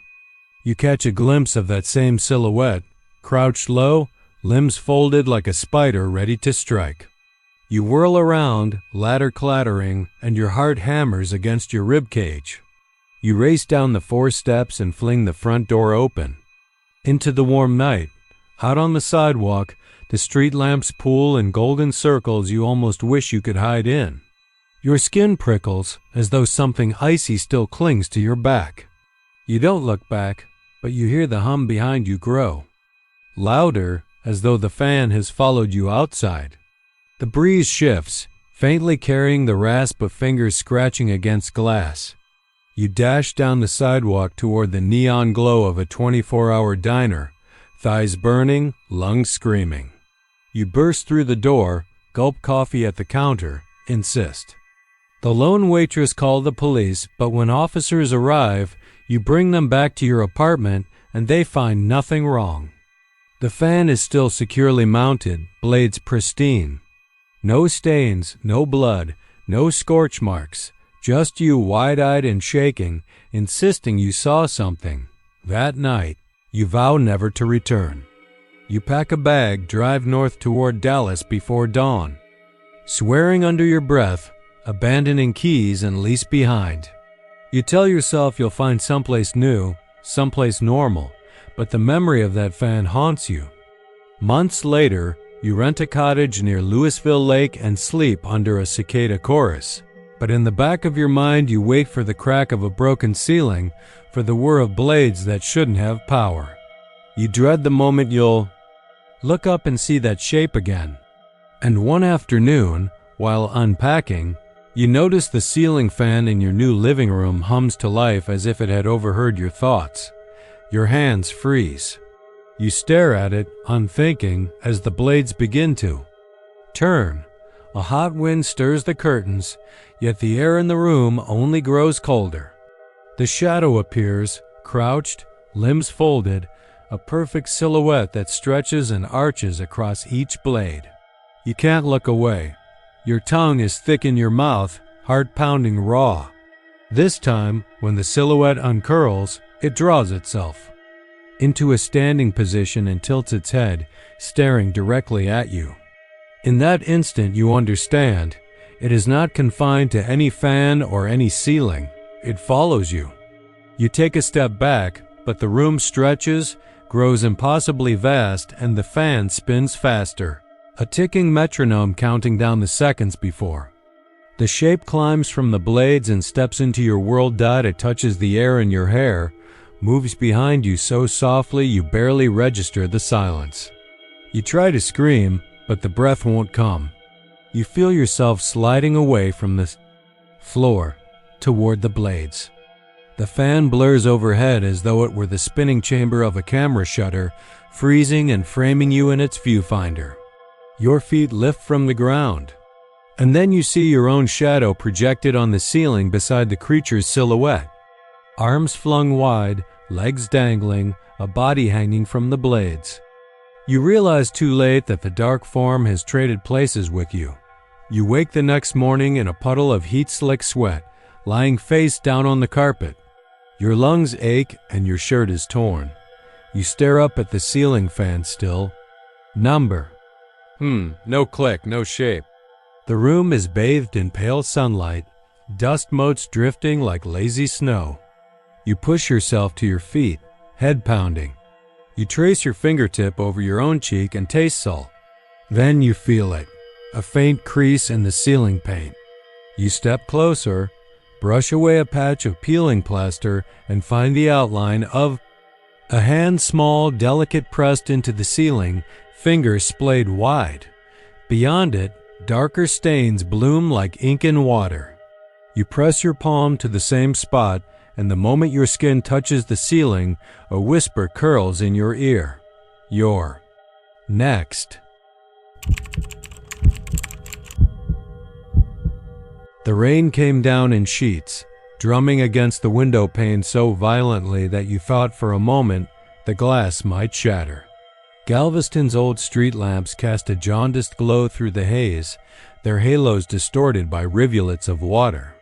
You'd been staring at the gutter outside for minutes waiting, half hoping the storm would break so you could finally sleep, but then you saw it, a face, pressed against the iron grating of the storm drain, eyes luminous as drowned lanterns. You blinked, convinced the pounding rain had added a trick of light. The street lamp flickered, and for the blink between sparks, the face was gone. Your breath caught in your throat. There was no one there. Only rain. Yet each time the lamp sputtered. Back to life, the face reappeared. Not smiling but not frowning either, just staring, mouth slightly ajar as if the drain itself had exhaled. Its skin was too pale, too smooth like porcelain dusted with silt, and its eyes, they weren't human eyes. They glowed with something hungry, something ancient. You pressed your palm against the cool glass, heart hammering so loud that you could hear it over the storm. The rain sluiced past as if it feared to touch the thing in the drain. Then, slowly, it lifted a filthy hand and traced a dripping line down the grate as if signing its name in water. You scrambled back. Your mind raced through every rational explanation reflections. Shadows cast by debris swirling in the floodwater, exhaustion playing tricks on you, but nothing fit. You knew this island too well. The gulls that screamed. At dusk, the way the seawall tasted of brine and rust. You'd weathered hurricanes before. Storm drains flooding, branches clogging the channels, nothing that hadn't happened a dozen times. But you'd never seen a face staring back. You grabbed your robe and flung open the window. The slam silenced against the roar of wind. Rain lashed your cheek, cold as the touch of a corpse. You leaned out, wallet light flickering in the storm, and peered into the drain. Water whipped past in a furious current, lifting leaves and bits of trash in its swirl. You leaned closer, your heart lodged in your throat, and that's when you heard it. a low gurgle like laughter swallowed by water. The face lifted away, retreating into the darkness of the pipe. You yanked your head back, goose flesh erupting across your arms. You knew you should bolt the window, should turn on every light in the house, should call someone, anyone, but you stood there, transfixed by the pulse you felt in your veins, tethered to that awful vision. Behind you, the hallway stood empty, the overhead bulb flickering. You could almost convince yourself it was a joke of your own making until the laughter came again, faint and final, echoing through the pipes. It sounded. Please, inside, you shut the window with hands trembling so hard that the latch rattled. You crossed the room to the hallway, every nerve alight. A photograph on the mantel caught your eye. You and your daughter, last summer on the seawall, laughing as the waves crashed. She had run ahead, hair wet and wild, her grin brighter than fighter than the sun itself. You swallowed hard. She'd moved away 6 months ago. College in Austin, your old house past her bedtime, now too quiet. You missed her laugh down these dark halls. You flicked on the downstairs light. The living room lamp sputtered, flared, and finally steadied, bathing the room in a warm glow that seemed unnatural after the storm's gray fury. You turned to the window again, half expecting to see that pale face pressed there, waiting. But the street was empty, the drain water rippling in the lamplight like a million tiny whirlpools. Yet you felt it watching, you felt its eyes drilling holes into the back of your skull. Minutes passed. The storm raged on. You paced the floor, the carpet damp underfoot from God knows what leaks. Morning dew, something you'd long forgotten to fix. You reached for your phone, thumb hovering over the emergency call screen, but hesitated. Who would believe you? Hello? I think there's someone in my storm drain. You laughed, a sound jagged and brittle, helpless. You set the phone down, and then the lights went out. The bulb overhead popped like a firecracker, plunging you into darkness so complete it felt like submersion. The house moaned around you, wood expanding, the wind pushing against the walls. You stood still until your eyes adjusted, the glow from the street lamp seeping through the curtains in thin, watery lines. That's when you saw it. Footprints, muddy and glistening, trailing from the open window down the hallway. Small prints at first, like a child's, then bigger, more adult, as if whoever or whatever had climbed through had grown mid-stride. Your heart slammed against your ribs. You stumbled backward, hand grazing the lamp table as you reached for a flashlight. The beam wavered against the wall, painting the hallway in a circle of trembling yellow. The footprints led to the living room door, paused, and then continued. Into the adjacent study, you swallowed, forced your feet forward, each step a heartbeat closer to whatever lurked beyond. The study door stood ajar, the beam of your flashlight catching the edge. You pushed it open with your shoulder. The door sagged on its hinges. Papers lay scattered across the desk, the drawers thrown open. The rain had followed you, inside puddles formed around the base of the filing cabinet. And at the far end of the room, between overturned chairs, you saw it, a trail of wet footprints leading to the floor vent. Your breath caught. The vent cover was shifted, its screws loosened. You knelt, heart in your throat, and bent to look in. Darkness stared back, but as your eyes adjusted, you saw that the metal slats were bent inward, as if something had forced its way through. You reached for the cover to screw it back, fingers trembling, and that's when the laughing started. Low at first, a gurgling delight that rose in volume until it filled the room. You reeled back, and the light from your flashlight caught movement inside the vent, something glistening, squirming, a hand sliding along the underside of the metal. You flicked the beam again, wet strands of hair, skin as pale and smooth as the face you saw outside, then nothing as the thing in the vent recoiled. The laughter cascaded up through the pipes, echoing in your bones. You scrambled upright and raced back down the hallway, blanket of dread settling over your shoulders. You burst into the living room and reached for the front door, unlocking, wrenching it open, but you froze. Outside, the yard was a shallow lake, the water so high it reached the bottom step. And there, standing ankle-deep at the edge of the porch, was the man from the storm drain. His shoulders hunched, water streaming from him in rivulets. His eyes, those horrible, luminous eyes, locked on yours as if you'd invited him in. He raised a hand, a mock salute, and then stepped forward, each footfall sending ripples across the submerged wood. The rain drove into you, fierce and merciless. But you stood rooted. He walked toward you slowly, as if savoring every moment of your fear. And then he tilted his head, mouth opening in a silent scream that pressed against your brain like a vice. For a heartbeat, you thought you recognized. The face, the shape of the jaw, the slope of the brow. But no, this was something else. Something that had lived in those pipes since before your house was built. Something that fed on storms and loneliness and fear. He raised his hand again, wiping water from his brow in a gesture so human that it stopped your heart. Then, without warning, he lurched forward and lunged at you through the open door. You screamed, but the sound was swallowed by the storm. And as his mouth opened impossibly wide, revealing rows of teeth sharp as broken glass, you saw it. His tongue was a tangle of roots, black and twisting, writhing as it lashed toward you. You stumbled back, darkness pressing in and the storm. Outside raged on, uncaring, unending.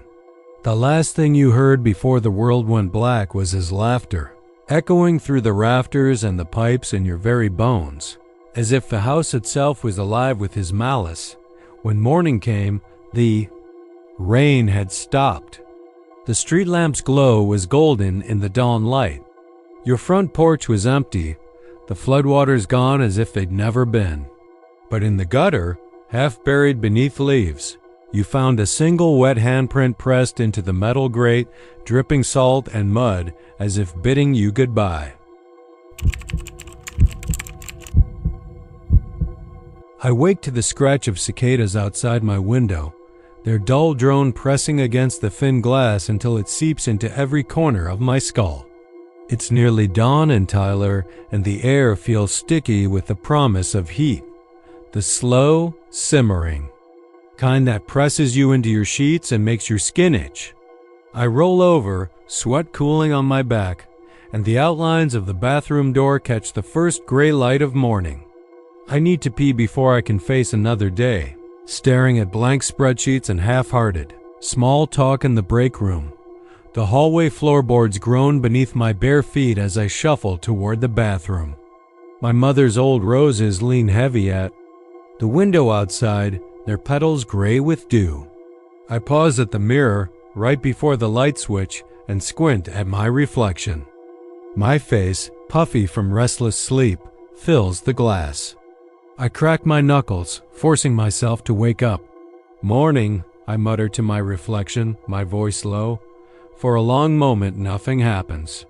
Then a muscle twitches in my mirror self's jaw, a quick bird-like flicker, even though my own jaw is still. I pull back, heart hammering. The fluorescent bulb overhead sputters as I flip it on, and my reflection blinks too fast. Once, twice, its eyes narrower than mine. I laugh, a hollow sound, and lift a hand to brush damp hair from my forehead. My reflection raises its eyebrow. In mockery, lingering there too long, I step closer. "Everything okay?" I ask, voice stronger now. I see the bathroom's pale green tile behind me, and behind him there's nothing but an endless dark. I blink, and in the space of a heartbeat it happens. My lips move, shaping words I never spoke. "I know you're listening," it says, mouth curling at the corners in a smile that feels borrowed from something that lives between shadows. My throat tightens. My reflection shouldn't be able to speak without me speaking. I'm the one who knows what comes out of my mouth. I swallow and say, "You're not real." The reflection smile widens, too wide for a human face, stretching thin flesh until cold laughter ripples across its lips. "But I am," it whispers, voice soft as cotton rubbing against skin, yet inside me, I hear it crack a whisper like fingernails on glass. I stumble back and flick off the light. The bathroom falls into darkness, thick and hungry. I feel my pulse in my temples, loud and steady. I flip the switch again. When the fluorescent bulb sputters back to life, the mirror is empty, just me, blinking, sweat beading on my scalp and the faint impression of lips against my own. I turn and leave the light on, dread following me as I pad down the hall. In the living room, the sun will be up soon, and daylight is the only thing that keeps my reflection honest. I press my back against the wall, breath coming in short bursts, and force myself to count to 30. By then I'm calm enough to tell myself it was a trick of the light, a dream's residue clinging to waking life. I head back to my bedroom, but before I can reach my door, I hear it, a voice, faint, like distant humming, coming from the bathroom. My name, drawn out and echoed, the last syllable clipped and wet. I freeze at the corner. "Hello?" I whisper. Silence. Then, clear as day, I hear my own voice call back, impossibly low. "Hello." Every horror novel ever written tells you not to answer, but my feet betray me. I step toward the bathroom. The humming grows louder, more insistent, like a song you half know, stuck between memory and fear. I push the door open. The mirror glares at me, smooth glass shimmering under the flickering light. "Why do you do this?" I demand, voice rough, echoing in the narrow room. My reflection's lips move again, though I stay still. To remind. "You," it says, mouth-forming words I would never choose, that you're never alone. My skin crawls. I force myself to speak. "You're a lie." It inclines its head, eyes glittering. A useful lie. Every rational part of me screams to run down the street to the rose garden under the old oak where people jog. But my legs stay rooted. My reflection's grin deepens, and it sweeps a hand toward the sink. Water droplets cling to its fingers, although the faucet is offed out and icy chill blossoms inside me. I take a step back, but the mirror self lunges forward, fingers brushing the glass's inner surface. For a second, the glass warps, bending like water, and I see in that twisting reflection the shape of something vast behind me, an endless corridor of mirrors, each one holding not me, but another shape, another echo, another whisper. I hear a flurry of voices then, too many to make sense of, laughter, sobbing, distant screams and pleading prayers blending into a single noise that rattles my bones. I try to scream, but no sound escapes. My reflection laughs, a sound without joy, and behind it the crowd of faces press against the other mirrors, their mouths open in silent shrieks. The bathroom light dies. Darkness floods the room, pressing in on everything. I feel my reflection's presence slide between me and the glass, a cold breath on the back of my neck. Then, a single phrase echoes in my mind, "Let me in." The door flies open behind me. Blinding light from the hallway floods in, and my reflection recoils, face distorting in agony. I seize the moment, spin, and sprint into the hallway. Heart slamming, head ringing, I tear along the hall and dive into my bedroom, slamming the door shut and jamming the chair beneath the knob dot. I press my ear to the wood. Nothing moves beyond only silence. My breath rattles in my chest. I slide down the door until I'm sitting on the floor, knees drawn to my chin. I force myself to breathe slowly, counting in my head, willing my racing pulse to slow. It happened. It wasn't a dream. It couldn't have been, because in that dark hallway, through the crack under the door, I saw the bathroom light flicker back on by itself. And in the door's reflection, I caught a glimpse of something standing behind me in my bedroom, the faint outline of my own. shape frozen and watching, lips already twisted into a word I can't yet hear. I press my back against the opposite wall, lean my head against the cool plaster, and wait for dawn. The cicadas begin their chorus again, and somewhere, very faint, I hear it, my own voice, echoing from another room, whispering my name. The first time it happened, I told myself it was just the wind sneaking past the window's latch, slipping through the thin gap in the frame where the old building had settled over the decades. I'd felt a sudden chill along the nape of my neck while I was seated at my desk, the dull glare of my laptop illuminating the cramped living room of my 10th floor Denton apartment. I shrugged it off, glanced at the window pane fogged with condensation despite the stale July heat pressing against the glass, and convinced myself the air conditioning had kicked on without warning. But when I turned back to my work, I realized I'd paused, fingertips hovering above the keys, my breath caught somewhere between annoyance and unease. Even as I exhaled, it felt like someone else's breath passed over my skin, cold and shallow, a whisper against vertebrae already taut with stress.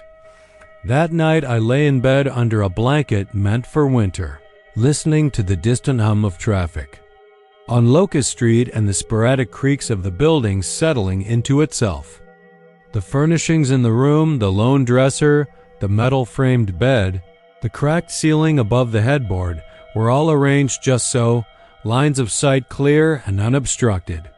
I told myself I would see anyone who entered. Yet when I edged toward sleep, wide-eyed and heart hammering against ribs like a frantic bird, I felt it again, the cold rush of breath at the base of my skull, accompanied this time by a faint rasp, as if someone exhaled through trembling lips. I bolted upright, scanning the darkness for the silhouette of a figure I knew couldn't be there, my apartment's only entrance sealed, the door dead bolted from the inside. Over the next few nights, I began to dread closing my eyes. Wind outside never rose. In fact, the nights were unnaturally still, as though the world beyond my windows had forgotten how to exhale. Yet inside, the same phenomenon repeated, the faint sigh of breath, always trickling over the back of my neck just before I drifted into that liminal state between wakefulness and dream. I tried placing pillows behind me, erecting makeshift barriers of couch cushions around the bed, but the sensation traversed every barrier. I would feel the warmth of my own breath on my neck, then a second, impossibly colder one layered over it, a soft assault that whispered, "You're not alone," I decided. To record the nights, setting my phone on airplane mode atop the dresser with its voice memo app running. I went to bed convinced I'd capture something: footsteps, the rattle of a doorknob, the low hum of a TV in the apartment above or below. In the morning, I rewound the file, ears straining for anything but static. I found nothing, no footsteps, crossing the hardwood floor beyond my own. No shuddering nod of the walls as someone paced. Just my own voice, ragged from half-dream shouting. I wondered if I'd created it all, a hallucination born of loneliness, the first flush of anxiety in a new town where I knew nobody. Still, the dread grew. I began staring out the window, watching the thin sliver of Cumberland Ridge bathe in moonlight, the neon glow of a late-night diner flickering like a dying heartbeat. I imagined ghosts rising from the old cemetery at the edge of town, slipping beneath the streets, up the elevator shaft, into my apartment to haunt me with breath no thermostat could replicate. Denton was full of history railway accidents, fires that gutted whole blocks, old tales of hitchhikers who vanished on Interstate 35. I tried to convince myself I was safe here, 10 floors up, beyond the reach of the road's hungry lanes. But every gust of stale air that breached the window reminded me the world could invade, unbidden, wherever it liked. One night, bone-tired and exasperated, I rigged my phone camera to film the bed itself. I looped the charging cable around the lamp and angled the lens downward so the soft heap of blankets gleamed in the beam of the bedside light. Then I climbed under the covers and lay still, heartbeat drumming an erratic tattoo against sinking ribs. I waited. After what felt like hours, the room grew colder, so cold my teeth hurt, and I sensed movement behind me. A subtle shift in the blankets, as if someone brushed past. My chest tightened. A scream lodged in my throat. I dared not turn, did not dare to move an inch, praying the moment would pass and reveal nothing at all. But then the lens caught it, a faint silhouette brushing the top of the pillow, a crouching shape too tall to be a small child, too shapeless to be a person. Its breath, exhaled against the fabric, turned the sheet to frost in a slow blossom. Morning light poured over me, pink and gentle, as I woke with the camera in my lap and the recording still running. With shaking fingers, I stopped the video and pressed play. The first minutes were mundane, my chest rising and falling. The beep of the clock radio in the living room. Then, a dark shape slid into frame, crouching low against the pillows. I felt the chill wrap around the device's mic, heard the rasp of breath as it curled through the fabric. And then the lens went dark, smudged by something cold and wet, as if a hand had reached down and sealed my fate on digital tape. I didn't sleep that night. I stayed perched on the edge of the bed until dawn spilled through the curtains.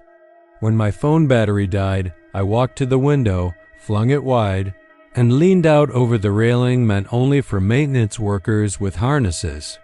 The city spread below me like a vast grid of secrets, every lit window a story I could never know.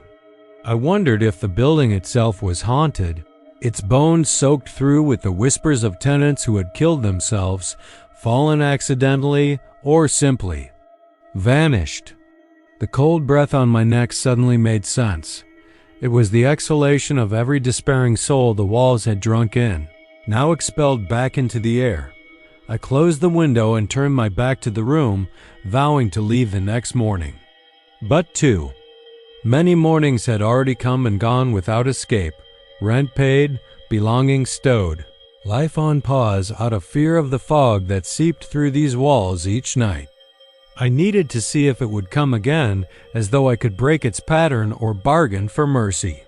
So I organized a gathering friends from back home, who owed me visits, 3 people to fill the apartment with chatter and laughter and clinking dishes. Maybe the presence would feel squeezed out by human warmth. They arrived on a Saturday evening, the living room cluttered with pizza boxes and takeout bags. We drank beer from pulp cups, told stories too loud to be true. A night felt alive, every laugh a hammer driving nails into the coffin of my paranoia. But at midnight, just as my friend Lana was recounting a ghost story from their college dorm, the air temperature dropped so fast our breath puffed in front of us like miniature billows. The music from my phone stuttered and died, plunging the room into subdued murmurs. And then I felt a cold breath, gentle this time, not so forceful, like a lover leaning close to whisper in your ear, telling you a secret you'd hope never to hear. I froze, knuckles white against the plastic cup, Lana's eyes on me wide with alarm, the others craning to see the ghostly culprit. But we saw nothing. The room itself felt alive, drawn in on itself, as though the walls had lunged forward alchemy. At once to crush us in silence. My friends scattered, jumping to their feet, swearing they felt something brush past their shoulders on the way out. The door swung closed behind the last of them with a slam that shook every window pane. I sat alone in the sudden hush, heart thrashing, staring at the empty rectangle of space where they'd gone. The city lights glimmered through the curtains, inert and aloof. And then I understood I wasn't alone on the 10th floor. I never had been.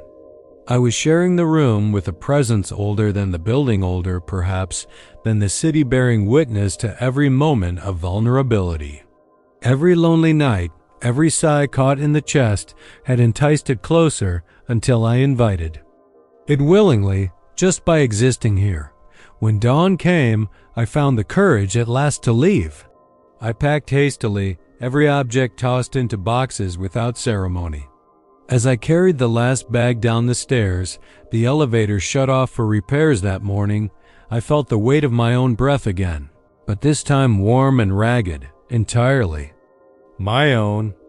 Outside, I paused and looked up at the apartment building, 10 stories of plaster and concrete rising like a tombstone. I stood there in the brightness until the sun climbed overhead, burning away the chill that had settled in my bones. Denton stretched before me, humid and unrepentant, oblivious to the horrors hidden in its high-rise veins. I never went back. Months later, friends told me the building changed hands, new management moving in, promising renovations. I wondered if they ever sealed that window's latch properly, if they repainted the walls to wash out the shadows. But I knew better. You can't scrub away a ghost's footsteps from the floorboards, nor silence the echo of breath left on the back of a living neck. Whatever dwells in that apartment will wait, patient as a spider in its web, for the next. Soul foolish or lonely enough to feel it stir. And at night, when the wind finally rises, it will slip through that window again, and someone will shiver in the darkness, certain it was only the wind, when in truth it was far, far more. Night had fallen over Amarillo like a tombstone, the endless Texas sky smeared with bruised purple clouds and the wind rattling the lonely oak. Trees planted along the cracked driveway of my new rental house on the outskirts of town. When I first moved in, the realtor boasted about how solid and secure the place felt, how the wrought iron deadbolt promised peace of mind on this quiet stretch off Route 66. But on my second night here, I learned that promises mean nothing when the door locks itself. It was 3 a.m. when I realized I was trapped, every tap of my knuckles on the door drowned by the emptiness of the house. Every tug at the handle answered by the satisfying click of that deadbolt snapping into place on its own, as though a cold, unfeeling hand lived inside the strike plate, working the lever from its shadowy vantage. I remember the first time it happened clearly. I'd woken at the sound of scraping at the hallway door, soft and deliberate, like fingernails grazing varnished wood, and stumbled bleary-eyed toward the kitchen to find the deadbolt extended, the brass tongue wedged solidly into the jamb. My mind raced with rational explanations, breeze, misalignment, mechanical failure, but when I leaned down to inspect the latch, fingering the smooth metal that had never once caught on its strike, a dry whisper echoed behind me, a voice so faint it felt like wind in the empty rooms, and when I whirled around, I saw nothing but the tremor of my own reflection in the darkened window. It was after that I understood that this house, with its low ceilings and beige carpet scented faintly of bleach, harbored something alive and stubborn, an intelligence keyed to that deadbolt. Each morning I woke to find it unlocked, the door hanging ajar as though inviting me to leave and never come back. But each night, when the orange streetlight at the corner bled into my bedroom window, the latch would slide home, snug and invisible, sealing me within, a prisoner behind walls that whispered my name. I tried to break it at first, ramming my shoulder into the storm door until my ribs bruised, prying the handle with a screwdriver, even jamming a chair under the knob for leverage, but the mechanism held fast, unyielding as a judge's gavel. And at every desperate shove, I was rewarded with a quick thunk of the bolt resettling itself. It was in those hours, crouched on the floor with sweat dampening my shirt, that the house grew alive in ways I never expected. The faucets would drip in time with the slow pulse of a heartbeat. The old refrigerator would hum a low, resonant tone that set my bones vibrating. Sometimes the floorboards would shudder beneath my feet as if something large was pacing upstairs even though the attic hatch was screwed shut. Sleep became a weapon I could not wield. I began to dread the dusk, for when the oil lamp in the living room guttered out at 10. I felt the walls contracting, the rooms leaning in like vultures waiting for the last flicker of my defiance to die. So I took to sitting against that locked door well before dark, my knees drawn to my chest, watching the hallway stretch into gloom, convinced that if I stared long enough I might glimpse the shape of whatever held me hostage. Sometimes I thought I heard whispers, not words but the curl of breath itself, serpentine and sibilant, undulating through the cracks of the threshold. I told myself ripping this house from its foundations would solve it, that hauling chainsaws and pry bars from the garage to tear it down might end the nightmare. But even in sleep I could feel that bolt slipping into place, the sound reverberating through my skull. And always the voice, "I know you. I know you." It didn't speak kindness. It spoke inevitability. I called the landlord once and my voice shook so badly I could barely make the words, but by the time he arrived, the front yard lay under a hush so complete it was as if the world had paused. He tried a key, then he tried another, then examined the lock from both inside and out. But when I asked him how the bolt could engage if no one pulled it, he just looked at me hollow-eyed and muttered, "House is old. It has its ways." I felt anger flare inside me, but I could see by the tilt of his head that he believed me, as though the house owned something in him too, pressing its authority into every visitor. That night, I didn't dare eat the dinner he left behind, cold roast and applesauce in paper containers, because I feared ingesting his resignation. Instead, I curled into the smallest corner of that foyer and tried to reason with the darkness itself. Let me go. Open your door, unchain this latch. And for a moment, I thought it loosened. The silence that followed was so deep I could hear my own blood coursing, the hum of electricity in the wires. Then, with a click I felt in my bones, the bolt returned, indifferent. On the fourth night, I finally saw it. Just as the second hand on my watch ticked into midnight, the door swung back a fraction, maybe an inch, maybe less, and in that slit of light I saw something perched on the other side, a silhouette like a person crouching. Arms draped, shoulders hunched, tail of a dark coat sweeping the floor. My breath caught, my heart stuttered, and when I tried to wrench the door toward me, the figure vanished, but the smell remained, stale and cold like soil kicked up in a grave. After that, I stopped begging. I learned that pleading was useless. So I planned instead. I gathered blankets, bottles of water, flashlights, anything I could find, and stashed them along the hallway in neat, desperate piles. I rehearsed my escape, slide onto my belly, scoop the latch underhanded, push with my feet until the door cracked, and then run. I tried it prophylactically one late afternoon, and for a glorious second, I felt freedom tingle in my fingertips until the bolt plunged into the jamb so violently it shook the whole house. And then I heard it, unmistakable, my own voice, clear as daylight, coming from the other side of the door. Help me please," it said. It broke me. I collapsed in tears, realizing the voice was a recording, an echo of me crying. That was when I understood the final truth. This house doesn't just lock doors. It locks souls. It copies them, traps them, and plays them back until there's nothing left but sound. And so this evening, as the sky bruises once more into that same purple shade and the wind strips the last lonesome leaf from the oak, I sit before the door and watch that bolt slide into place yet again, the final click of inevitability. Behind me, in the living room, I've arranged a row of mirrors to catch any shape. I've even wedged the back door shut with a crowbar, just to see if it will move. It hasn't yet. But tonight, when the bolt drops, I will stand, lock my fingers on the handle, and open it. That's all I can do now to face whatever waits in the opening, hoping it's not just another reflection of me, broken and begging for release, waiting for a cage. But if the door swings open and it isn't me, then maybe, Finally, I can step through.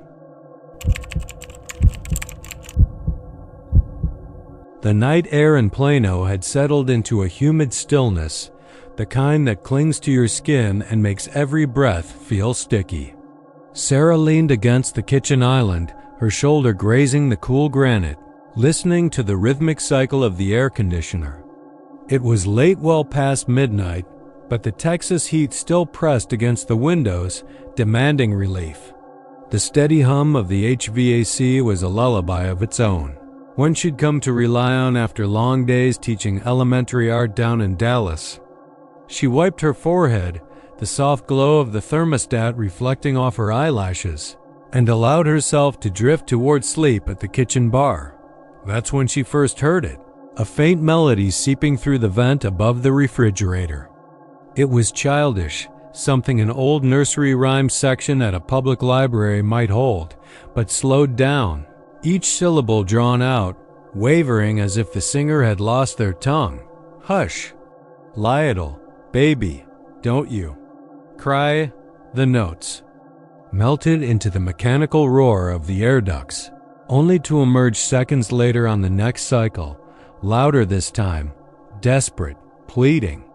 Sarah frowned, blinking against the yellow light, convinced her mind was playing tricks after 12 hours of grading watercolor landscapes. She pressed her palm to the vent cover. The metal was cool, but she felt the hum vibrating beneath her fingers. She told herself it was nothing, maybe a neighbor's radio leaking through shared ducting, or an old cassette tape stuck in someone's system across the street. But as she walked back toward her bedroom, the lullaby trailed her like a restless shadow, each verse louder than the last. By the time she reached her door, the final, slow drawl of the melody seemed to follow her. Hush, now, my Bobby. Rest your head. Sarah's heart kicked her own name, ended the verse in a whisper that didn't belong to any rhyme. She knew. She spun, half expecting the silhouette of someone in the hallway, but the dim corridor was empty. Against her better judgment, she knelt and unscrewed the vent cover with trembling fingers. Inside, the hole yawned black, the metal edges rusted and smeared with a thin film of dust. The cool air pulsed upward, carrying the strain of that half-remembered melody.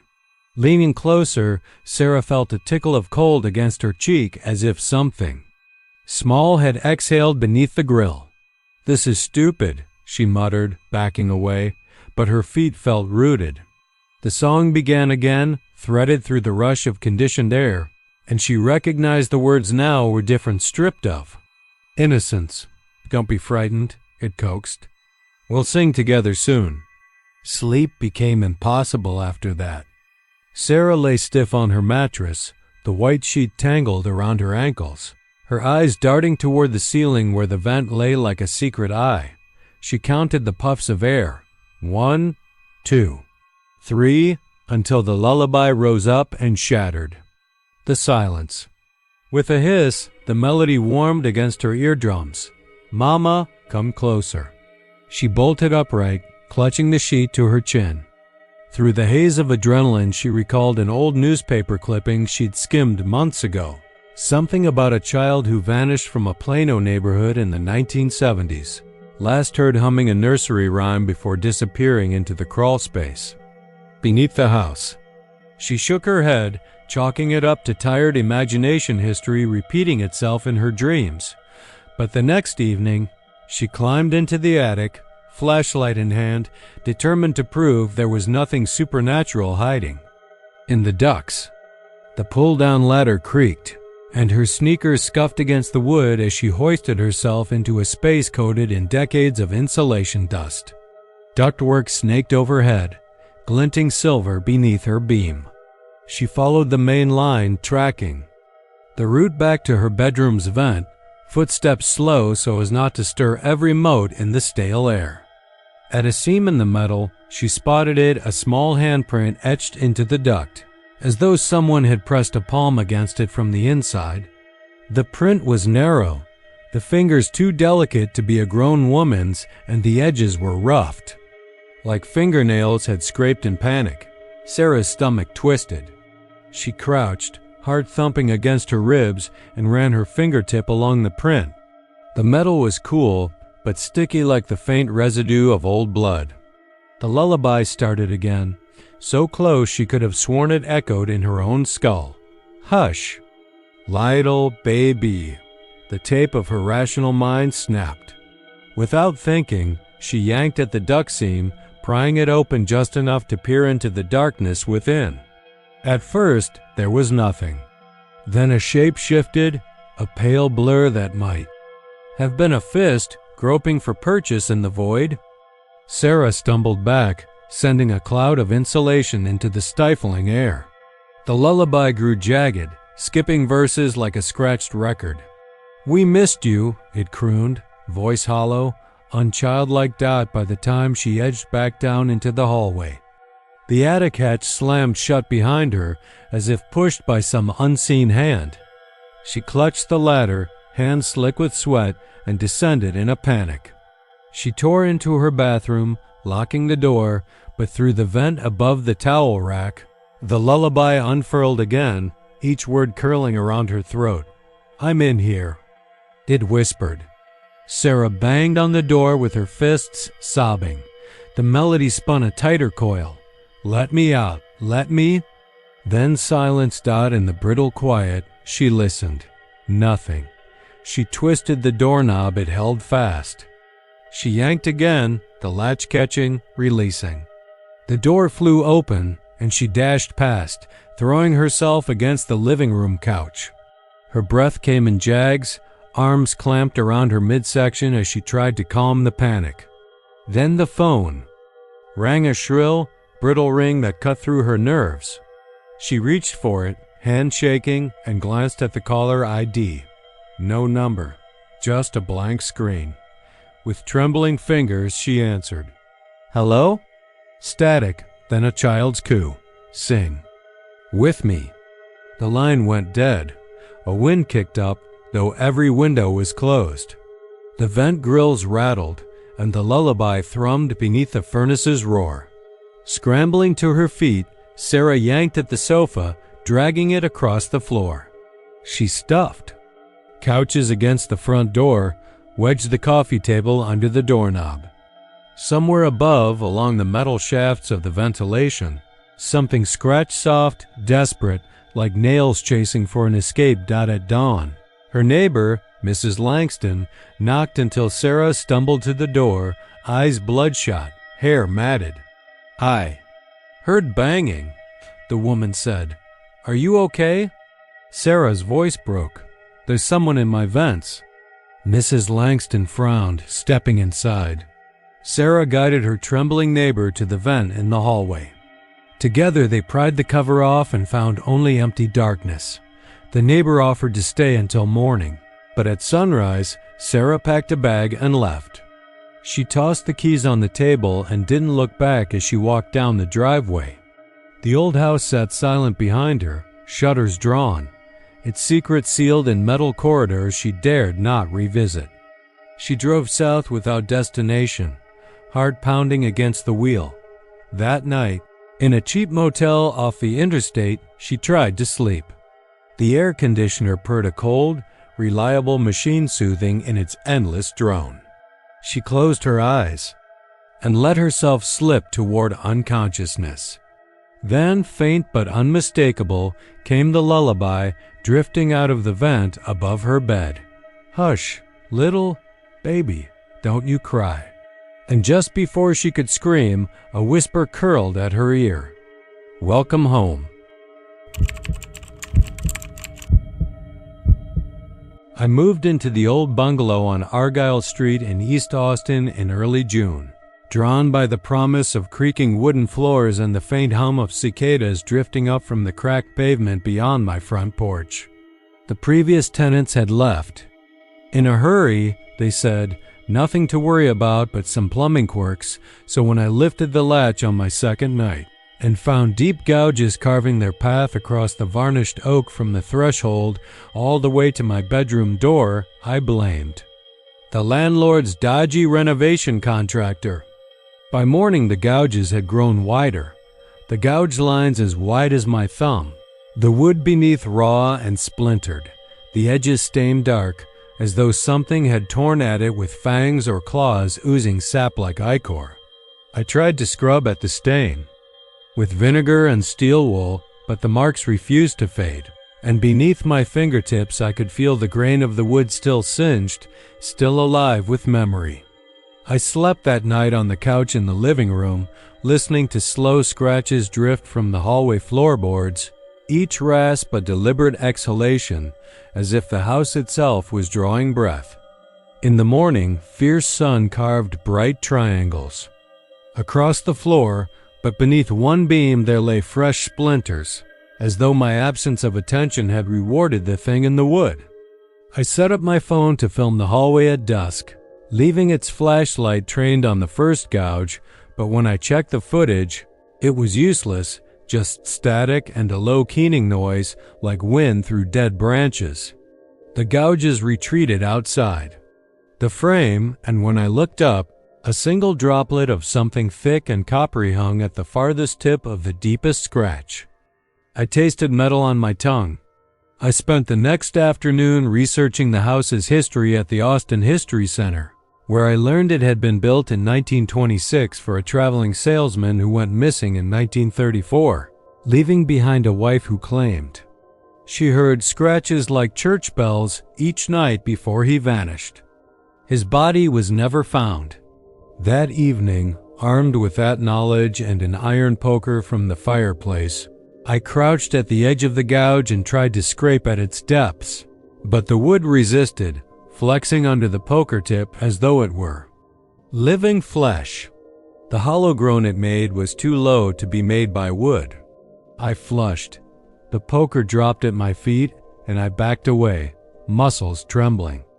I pressed my back against the front door, hard hammering as a long, deliberate scrape occurred above me on the other side of the door frame, 3 inches off the floor, before it subsided into silence. I dared to slide a finger under the door. The wood was warm, pulsing even, and I jerked back thinking I'd burn my skin. There were no scorch marks, only tiny droplets of that copper blood. I called my friend Mara, but her voice over the phone was distorted, her words garbled until they snapped into clarity. "Get out, now." I snapped the call off, startled by the sudden hiss of static, and flicked on every light I could. Shadows still pooled in corners. I drove out to Barton Hills late that night and spent hours parked by the lake, watching the water shift silver beneath a half moon. I told myself there was no creature, that wood sometimes warps in the heat. I reminded myself I wasn't crazy. But when I returned at dawn, I found fresh gouges running up the side of the front door, crossing its surface in a cruel diagonal slash that looked like a wide-open mouth. And in the center of the slash was a fingerprint, human-shaped, smeared in rust, half-formed, as if someone had pressed their palm in anger, then yanked it away. I reached for my phone to photograph it and caught movement in the reflection of the glass. Something thin and black standing 3 houses down. It held its head at an impossible angle and watched me. When I blinked, it was gone. That same night, unable to stay another moment inside, I camped on the lawn with my sleeping bag, listening to the scraping advance at midnight, inch by inch, across the porch boards. I flicked the torch toward it and saw a clawed handprint cresting the edge, dragging itself toward me until it paused at the very edge of the porch, black and oily. My blood turned to ice. I shivered, convinced the thing would lunge any second, but instead I heard a slow, deliberate rapping at the front door. 1, 2, 3, a child's knock. I sat frozen, aware of the heat of the summer air, the smell of creosote from the nearby railroad ties, the thrumming of a distant bass from a late-night bar.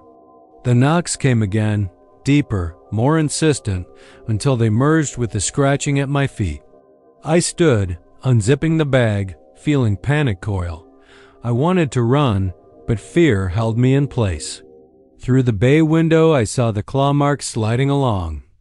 The floor inside, leading toward the bedroom where I left my shoes that morning. I thought of rushing to the front door, but the child's knock turned into a whisper, my name soft and familiar. I realized then the previous tenant's wife had reportedly spoken to her husband at night, heard his voice hollow through the walls until one morning she awoke to silence and an empty house. The whisper called from just beyond the door, promising comfort, promising reunion. I pressed my palm to the cool glass and felt the wood grain beneath the sill pulse like a living heart. The whisper grew louder, more urgent, until I heard 3 distinct words. Come home now. My vision blurred with tears. The thing in the wood was no animal. It was a memory, a hunger, a thing that wanted to drag me inside its hollowed shell. Desperation. Lent me strength.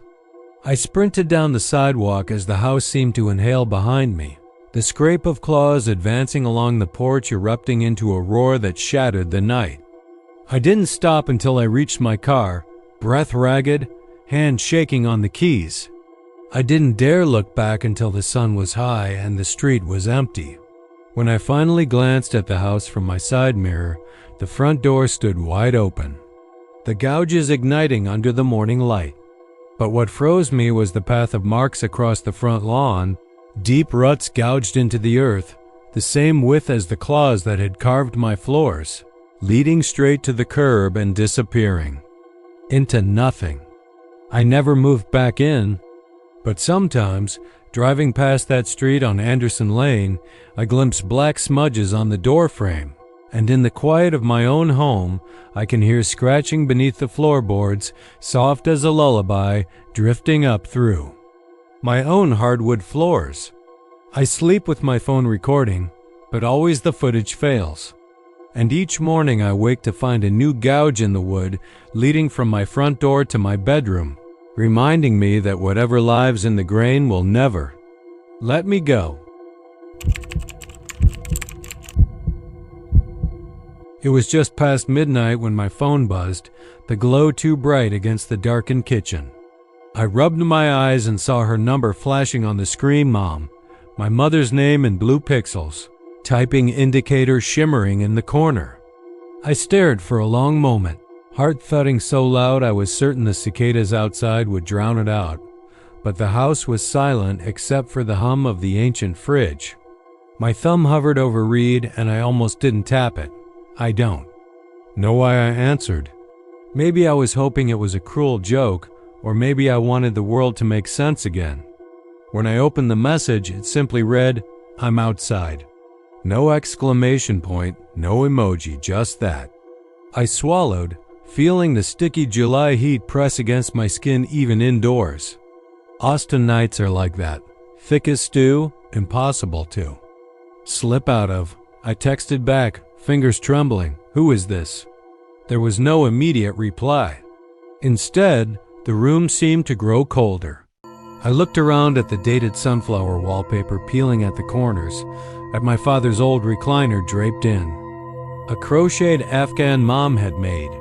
Every fiber of my being told me to unplug the phone, to bury it under dirty laundry, but I couldn't look away. Another message came, moments later, please let me in. My breath caught. My mother had died in the spring of 2019 after the stroke.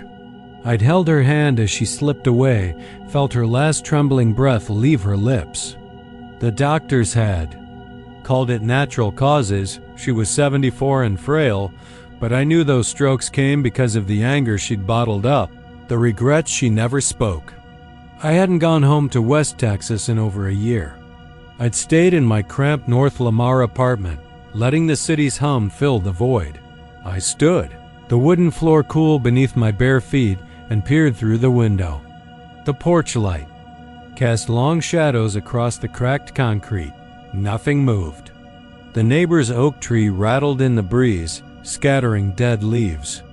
I pressed my forehead against the glass, heart pounding so hard I thought it would break free and strike the pain.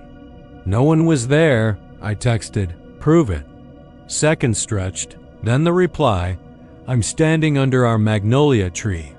My chest tightened.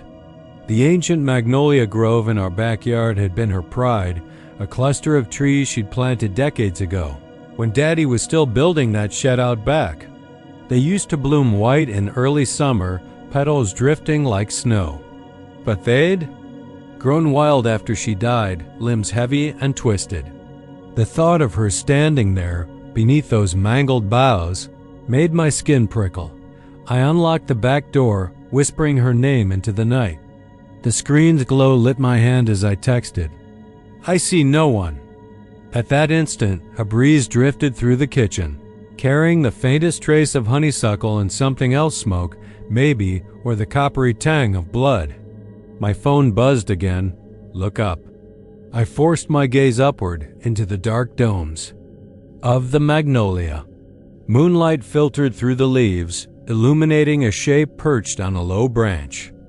At first I thought it was a small child's shadow, crouched and still, until I saw its hair thin, stringy, falling in wet strands around a face I never wanted to see again. Her face, my mother's face, twisted in a grin that didn't belong.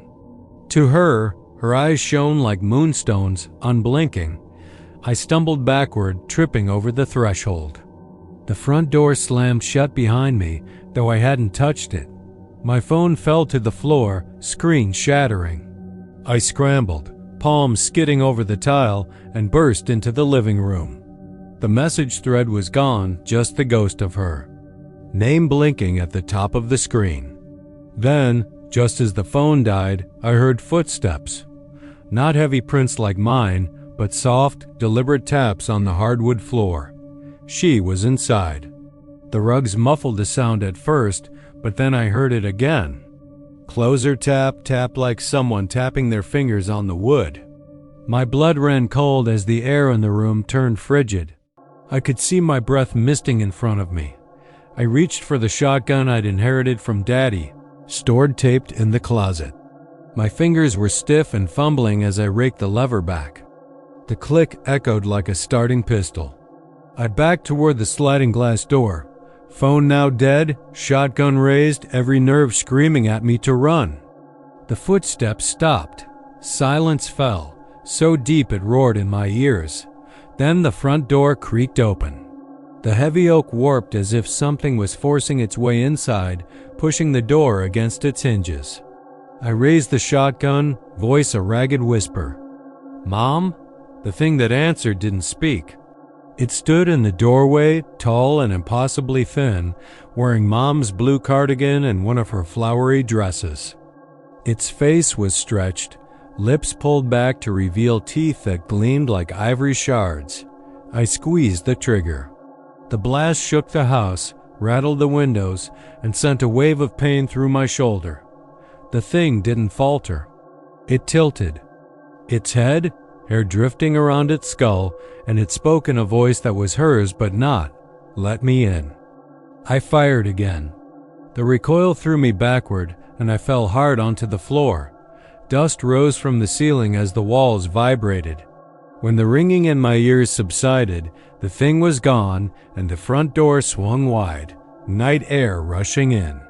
I lay there, bleeding, shaking, gun skid-scraping across the boards.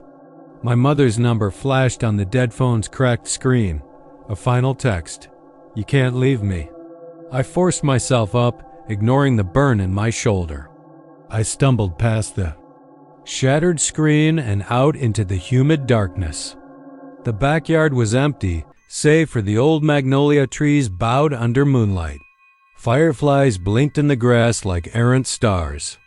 My phone lay face down in the dirt, its glass cracked into a spiderweb. I picked it up with shaking hands, saw the message and felt bile rise in my throat. On impulse, I powered it on. The battery life meter flickered, and there it was, a new message. "Come closer." I backed away, dropping the phone. It slipped from my hands, screen slashing the dirt.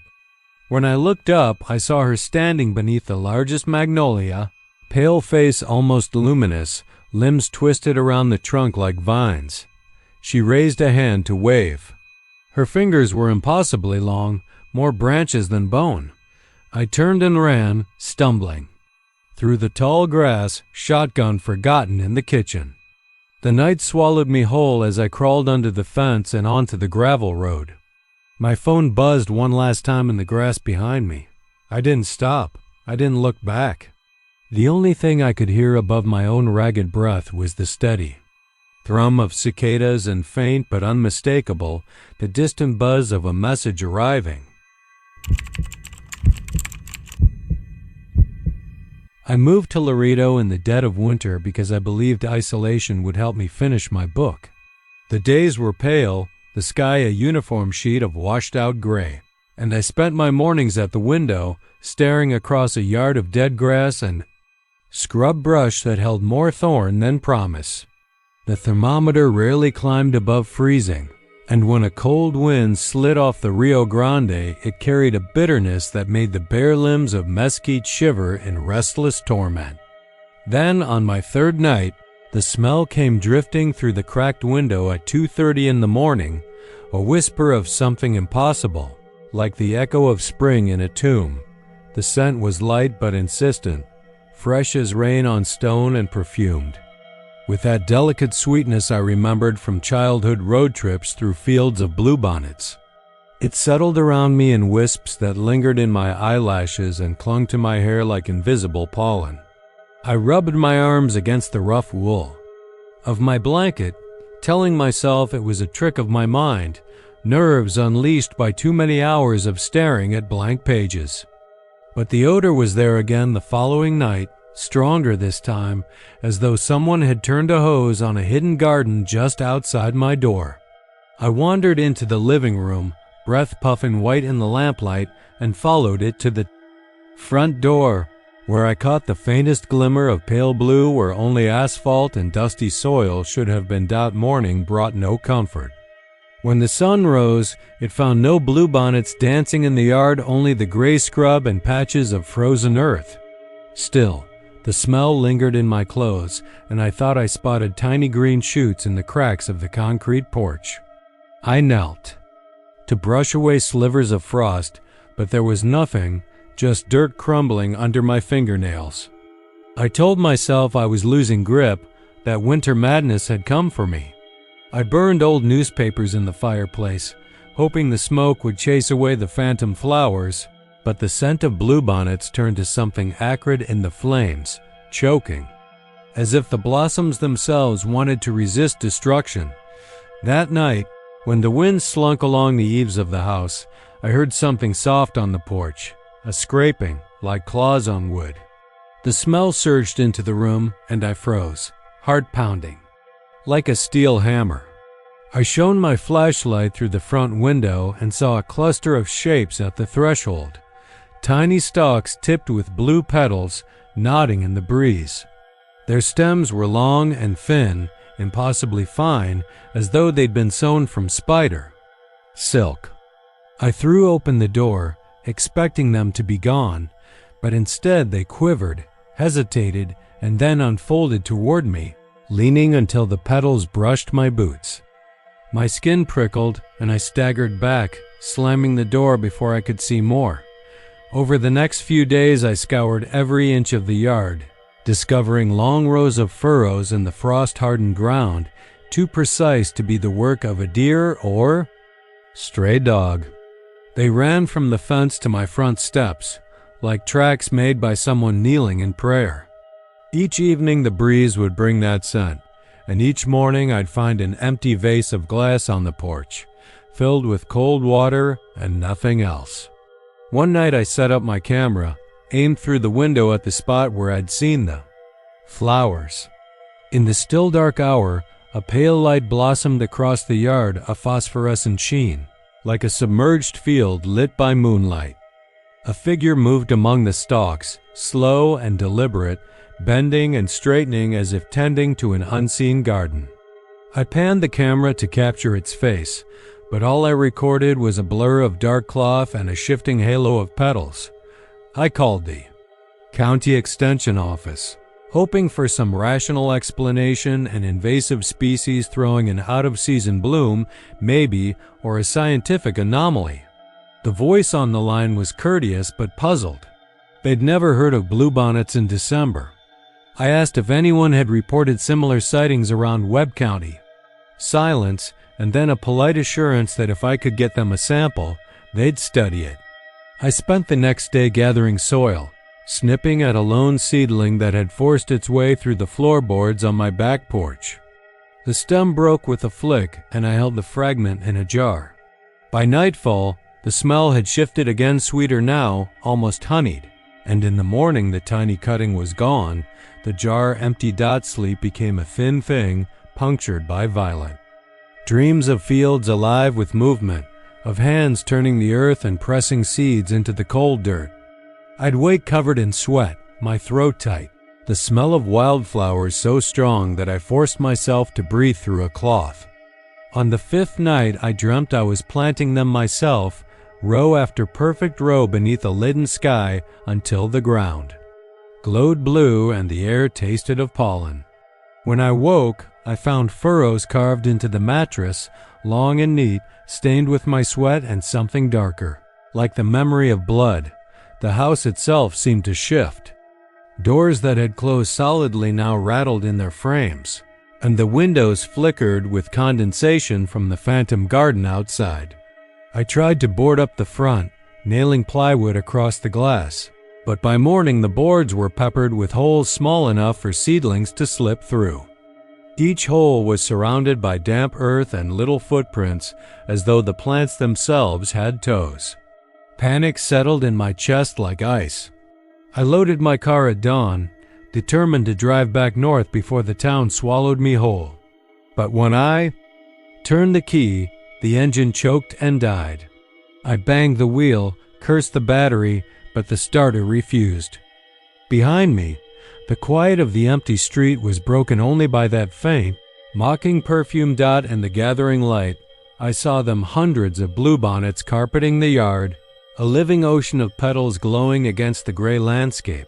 They stretched from the sidewalk to the street, pooling at the curb like spilled paint, and beyond. I could glimpse the shape of something rising out of the earth itself. I stumbled backward, phone in hand, and fumbled for the camera. Through the lens, the field shimmered, and at its center stood the figure I'd seen before, tall, thin, wrapped in dark cloth that fluttered like funeral shrouds. Its face was hidden in shadow, but I felt its eyes on me, patient and cold. The figure lifted a hand, and the flowers around it bowed in unison, releasing a wave of scent that knocked me to my knees. I clawed at the grass, tasting its sweetness on my tongue, its promise of peace and the frozen silence of a land that should not know such bloom. I wanted to scream, but no sound came. The bluebonnets leaned closer, their petals brushing my cheeks like dead lips. I closed my eyes, waiting for the end, and in that moment I understood. The winter had never belonged to me. Spring had come.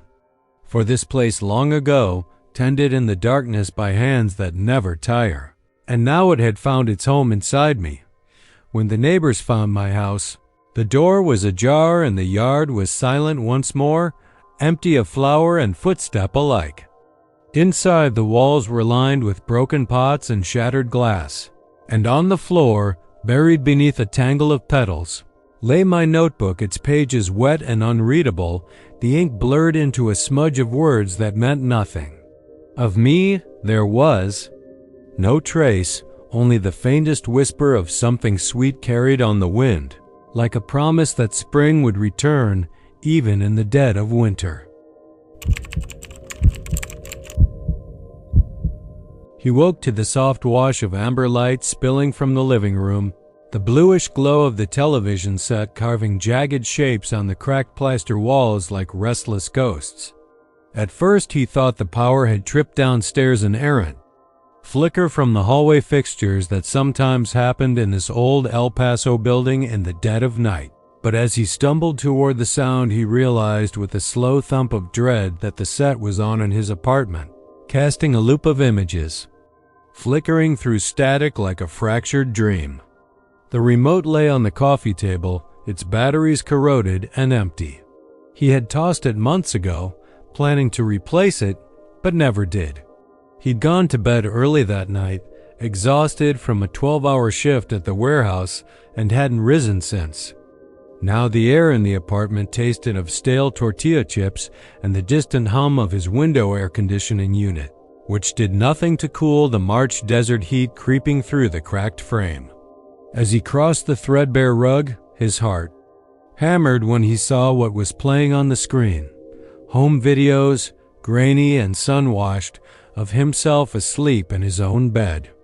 There he was, caught on film with the same tousled hair, the same slack mouth, chest rising and falling to the ragged rhythm of sleep, filmed from an angle that could only have come from inside his bedroom. He stopped dead in the doorway, the carpet fibers scratching at his bare ankles, and stared as the tape advanced to another clip him again, snoring softly, sweat beading at his brow, the pale glow of the moon pouring through the blinds onto his sheets. He blinked and rubbed his eyes, sure that exhaustion had conjured a hallucination. The images held him in place as though some force had anchored his feet to the spot. He raised a trembling hand to the screen, half in hope that he could touch the glass, half in fear that it might warn him away. Somewhere in the static, a soft hiss became a child's laugh, then a woman's voice whispering his name. He couldn't place it. No one else had lived here, and his family was 3 states away. With a roar of panic, he lunged for the plug and yanked the cord from the outlet, but the flicker didn't die. The images continued to play, humming up from the set like a wound that couldn't be bandaged. He stared at the dangling plug as though it were a severed umbilical cord that should have stilled the thing, but the screen glowed hotter now, and the videos changed faster snippets of morning routines, him pouring coffee at dawn, teeth brushing under fluorescent bathroom light, hair greased with gel as he combed it back. Each shot landed with a metallic echo in his skull, like the slam of a heavy door. He tried the remote again, pressing the power button until his thumb went numb. The blue LED blinked in protest, but the channel never changed. Then the distortion grew worse, and every few seconds the footage melted into digital shards. Shards that reformed into new scenes, a childhood birthday party in a living room from some other house, a toddling child in overalls blowing out candles, a woman leaning over to kiss the child's cheek. A slower pulse of fear tightened in his chest as he realized that child was him, toddler's arms flailing in surprise. The mother's face turned away, hair tied in a sloppy bun. He had never recorded that party. His mother had died when he was 6. He pressed closer, nose almost touching the dusty screen, and in the same jagged moment of reconnection the tape jerked and froze on a new frame. His own face in horror, eyes wide open, mouth mid-scream, as though the camera had caught a moment of pure terror. For a heartbeat, he believed the image was of someone else, some stranger who looked exactly like him. But then the lips parted once more and he heard it again, that rasp of his own voice calling out into an empty room. He staggered back, hands flailing to find purchase on the hallway banister, knuckles white. He could not turn away. And as he watched, the image shifted downward, revealing bed sheets tangled and twisted, and suddenly a shape rose from under the blankets, a black silhouette, smooth and unbroken, slithering across the mattress toward the child self. The silhouette leaned close, as if to whisper secrets in the sleeping mouth. And in that moment the living room set spun with a high-pitched whine so loud that he clapped his hands over his ears. When he dared remove them, the room was silent again except for the hissing of the tape. The screen showed an empty bed frame, the blankets smoothed out, no silhouette. He blinked and the next clip played. Morning sunlight warming the Labrador's fur as it lay curled at the foot of his bed. He didn't own a dog. His lungs convulsed and he forced himself forward again. The TV rifled through scenes, speeding now snatches of Christmas mornings under colored lights, graduations he'd never attended, weddings from unfamiliar chapels. Then the color drained out, leaving only pale shapes, and in the center of The screen words carved themselves into the gray mist. I'm here. He pressed his palm to the cool molding of the door frame, knuckles trembling as his mind raced. This isn't real, he whispered to the silence, voice cracking like dry wood. It's not real. But the words on the screen shifted to I see you, and he stumbled backward, anger and fear colliding into a single blow that sent him reeling down the hall. He turned, nearly tripping over the edge of the rug, and his back slammed into the wall. The TV clicked as it switched to a live feed of the very spot where he cowered. Reflected on the cracked hardwood floor and the peeling baseboard, his face pale in the glow. He watched himself watch himself. He could see each second's delay as a trembling ghost just behind him, and that ghost's eyes widened as it realized he was there. Then the live feed panned, sliding across the floor without hands, gliding toward the bed in his bedroom, capturing that empty space in wide angle. He ran, knocking the coffee table aside, praying the screen would shatter if he hurled himself at it, that the glass would splinter, that sparks would fly, something to break the spell. But when he reached the room, the TV was gone, nothing but a heel print on the carpet and a faint hum in the rolling darkness. He fumbled for the light switch and flipped it on, expecting neon buzz, but the bulbs were dead. Mortified, he backed away until his heels hit the door frame, breathing hard, throat raw. The apartment lay silent, as if he dreamed everything. He stood, shaking, sweat mingling with tears he couldn't name, and at that moment the living room door clicked shut. He whipped around, heart lodged in his throat. The door handle rattled from the other side, slowly, deliberately. He inched in, hand groping for something to defend himself, any scrap of wood or metal. He could hear his own blood in his ears, sluggish and thick, but when he swung the door open, there was only darkness behind it. The tape hissed back to life somewhere down the hall, and he froze as that faint whisper curled around him once more. You should have stayed asleep. Then the lights flickered back on with a whining stutter, and there on the TV stand sat the set, alive and pulsing. Remote floating 6 inches off the table as the screen flipped through one last frame. Himself, lying prone on the bed, eyes closed forever, a single trickle of red at the corner of his lip. And then the picture snapped to black, the TV clicked off, and the apartment fell into the blistering silence of midnight desert air, leaving him alone in the dark with the sound of his own heartbeat pounding like a warning he could no longer ignore. I never noticed how heavy Corpus Christi felt at midnight until that night, the air thick with salt and the echo of distant boat horns drifting in from the bay. I'd finished my late shift at the clinic on Alameda Street, the steady hum of the fluorescent lights still ringing in my ears, and stumbled into the parking lot under a sky swollen with unbroken darkness. My hands were full with takeout, and I stuffed the crumpled bag and my wallet into my left pocket, letting my right hand slip into my jeans for the keys. They sluiced against my fingertips, cold and unforgiving. I dropped them back into my pocket without a thought and made my way past the rusted iron gate of the courtyard, the clang of the latch a hollow punctuation to the salt breeze inside the Teenside house. The air was stifling, no sea breeze reached this far inland through the shutters, but the overhead fan oscillated lazily, stirring the dust motes into lazy spirals around its fluorescent glow. I dropped my bag on the linoleum counter and wiped my forehead, the sweat prickling along my hairline. In the dim light, I glanced at the counter and froze. My keys lay there, gleaming in the lamplight, jangling softly as though nudged by invisible fingers. My stomach lurched. I closed my eyes, shook my head, and whispered, "No way," running my hand through my hair. I was wearing those keys. I'd felt them in my pocket.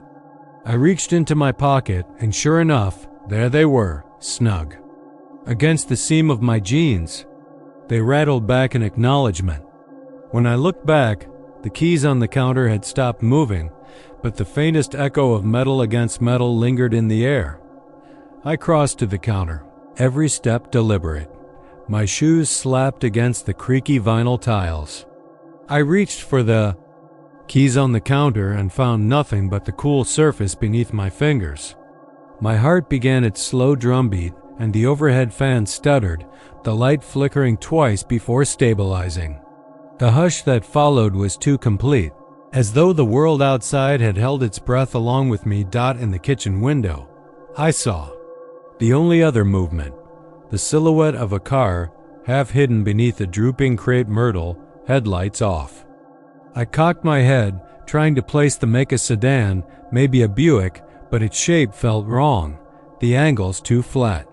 No hum of an engine, no glow from the dash. Just the black shape leaning there, waiting.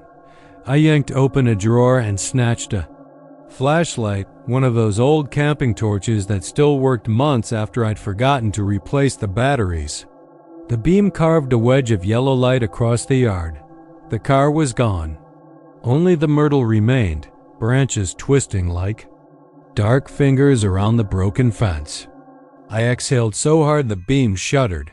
The keys in my pocket vibrated, and I attempted to reach for them, but froze when the beam of light caught something on the floor, small, wet footprints leading from the kitchen to the living room. Barefoot, tiny toes pressing into the linoleum in shallow crescents. I followed them, heart galloping, until they disappeared under the couch. My palms were clammy as I crept toward the living room, flashlight gripped like an anchor. The curtains hung silent over the windows, and the only light was the pale beam of the torch dancing across crooked furniture. I reached the fireplace, nothing there but dust and a few old matchbooks, and my breathing slowed, steadying itself against the dread coiling in my belly.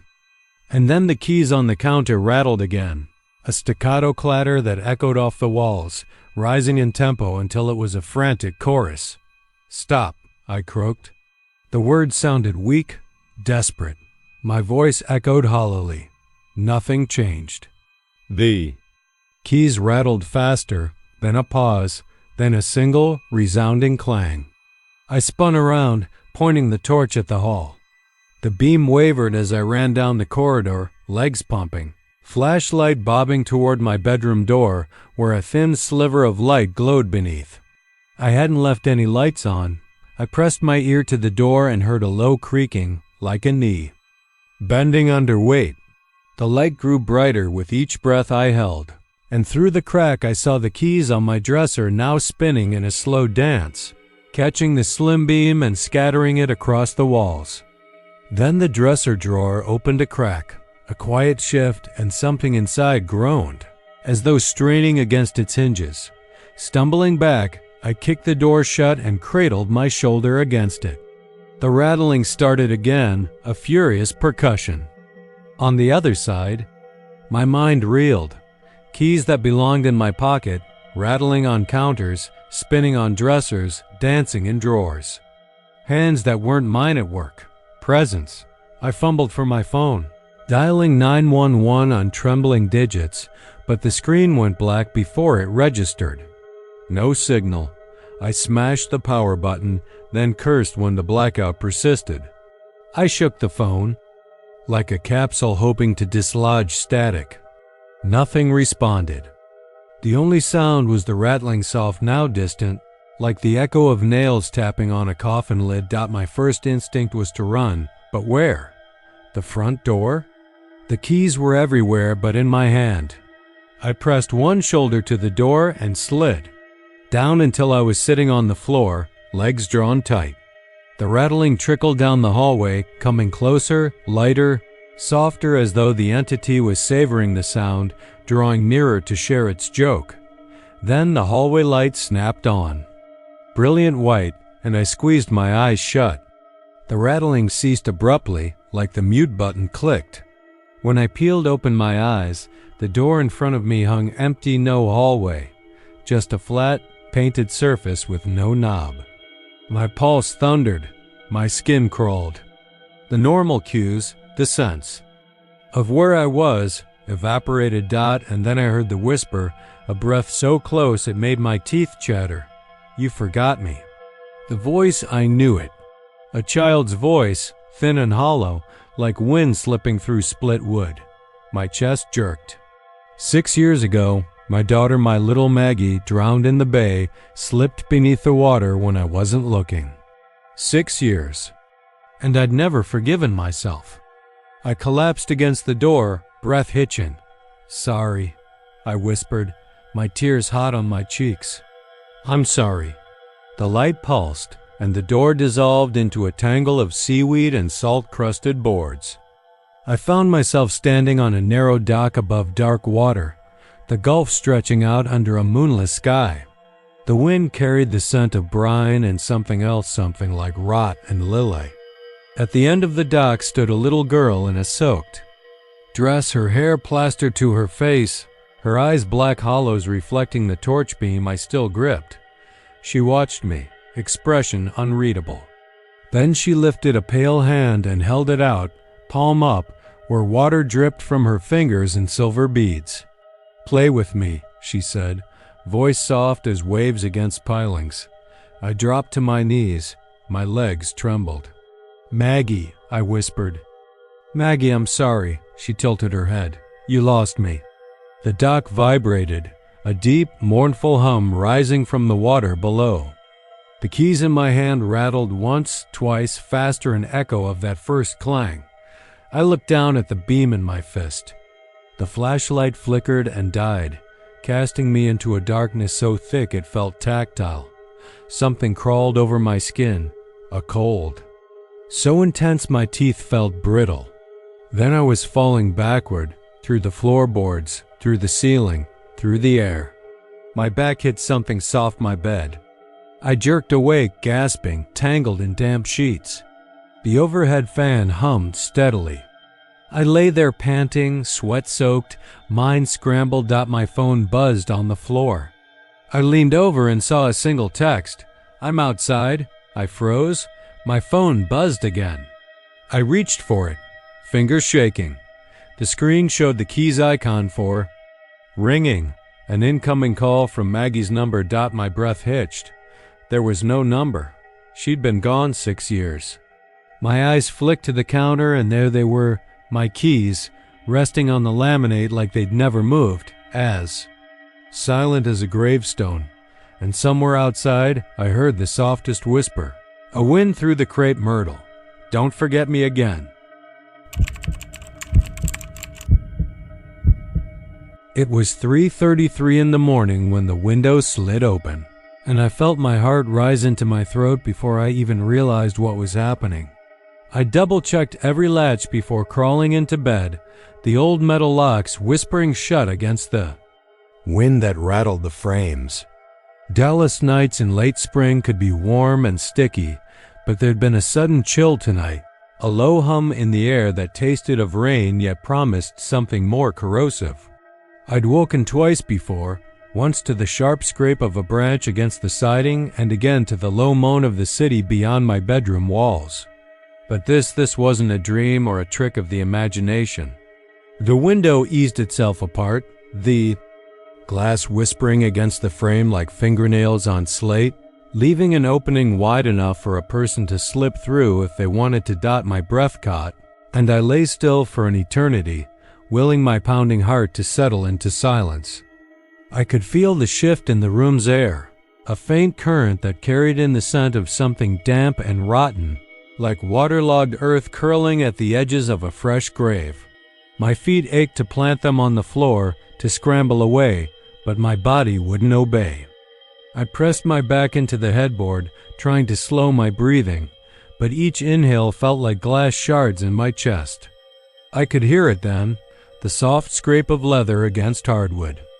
My dresser drawers, sealed tight, barely breathed, but somewhere. Down the hall, wood on wood moved as though hands tested every flat surface for weaknesses. I told myself it was a branch or a raccoon. Dallas had its share of strays, but the scent, earth, and rot mixed with the stale perfume of my own sleepless fear told me otherwise. The The window's shadows stretched across the floor, black bars that seemed intent on pinning me in place. I listened for footsteps beyond the sill, but all I heard was the thrum of my own pulse and the distant hum of freeway traffic. The city never truly slept, but it spoke in a voice too low to wake most people.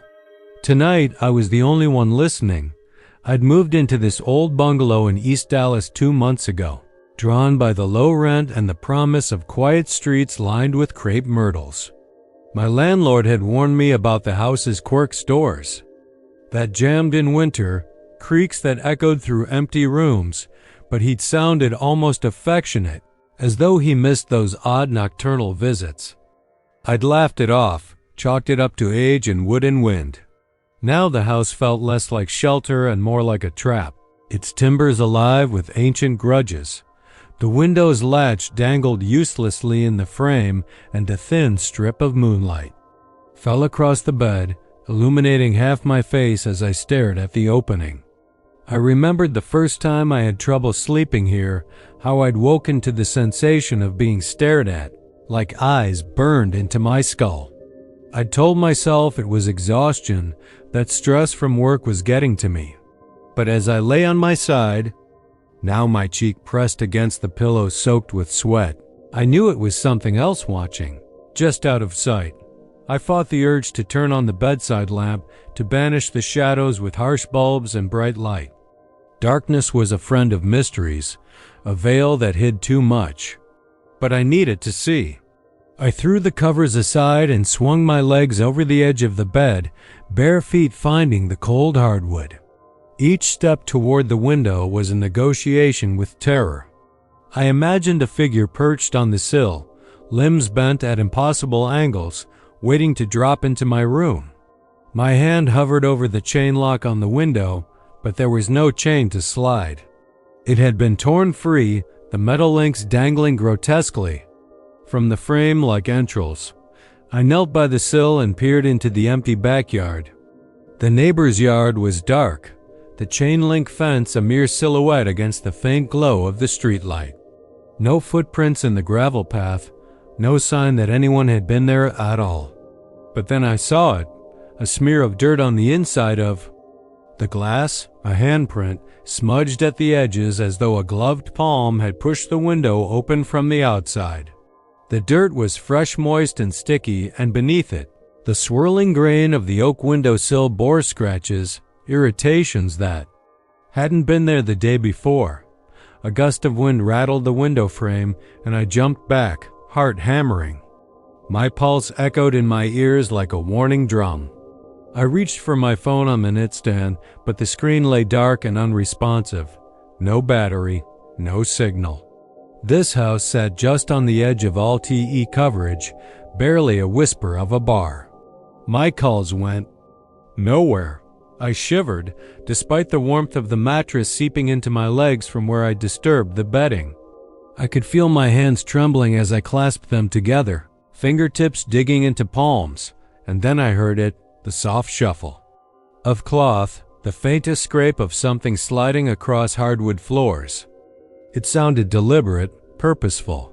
Someone was in my house. I scrambled backward and knocked my lamp onto the knitstand, the bulb clattering to the floor. Darkness swallowed me whole once more.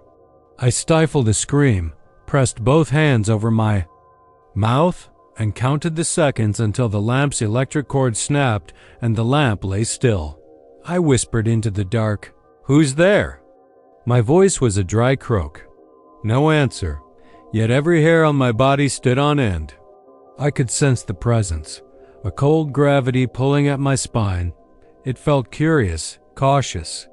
It was sizing me up, deciding whether to cross the threshold between window and room. I knew I had to escape. I fumbled for my phone again, then remembered I'd left it charging in the kitchen. The door to the hall beckoned, but it was 15 feet of open ground, a gauntlet of risk. My survival instincts warred with my terror. It was either that or stay and wait for whoever or whatever slipped through the window to find me. I bolted for the door, adrenaline igniting every muscle. Halfway there I paused, because I saw that silhouette again, an impossibly tall shape just beyond the window, crouched low, limbs bent like a spider's, head tilted at a wrong angle. The moonlight glinted off pale skin stretched tight over bone, and two black eyes, no whites, no irises, locked onto mine. I should have screamed, run back to the bed, but my feet stayed rooted. I watched as the thing stood, long arms swinging. At its sides, feet like claws pressing into the sill. Then it stepped forward and into my room, silent as shadow. I fled down the hall, every instinct screaming to run faster, but the floorboards behind me groaned under weight. A hand shot out and snagged my shirt, cold fingers squeezing fabric like iron. I stumbled, leg twisting beneath me, pain shooting up my thigh as I fell onto my side. I twisted around and saw its face close enough to see the fine web of veins. Beneath its skin, the slick curve of its lips curling into a grin without humor. It raised one crooked finger and traced it across my cheek, leaving behind a smear of dampness that tasted like rust and decay. I clawed at the door to the kitchen, yanked it open and tumbled through, slamming it behind me. I flipped the latch and pressed my shoulder against the wood, chest heaving as I tried to steady my breath. The kitchen was cold and still, bathed in pale moonlight slapping through the back window. I sprinted to the counter, grabbed my phone, and hit the home button. 1 bar of signal. I dialed 911 and barked out my address, voice shaking so badly the operator could barely understand me. I heard sirens in the distance, a promise of rescue. I whispered, "Please hurry," and pressed my forehead against the cool countertop. Behind the door, the thing pounded on the wood, each blow a thunderclap of doom. I tasted copper in my mouth as fear and relief warred in my chest. The sirens grew louder, approaching down the street, and I prayed they wouldn't be too late. But when the officer's flashlight swept across the living room, I saw only shattered glass in the sill, no footprints in the gravel, and that window wide open, as though it had never been closed. The dirt smear on the frame had vanished, leaving only the bare grain of the oak. The chain lock lay twisted on the floor, its links snapped apart. I knelt and touched the splintered wood, my fingers finding the long, shallow gouges I'd watched it carve into the sill. And in those grooves, fresh as nightmares, I saw my own fingerprints pressed into the wood.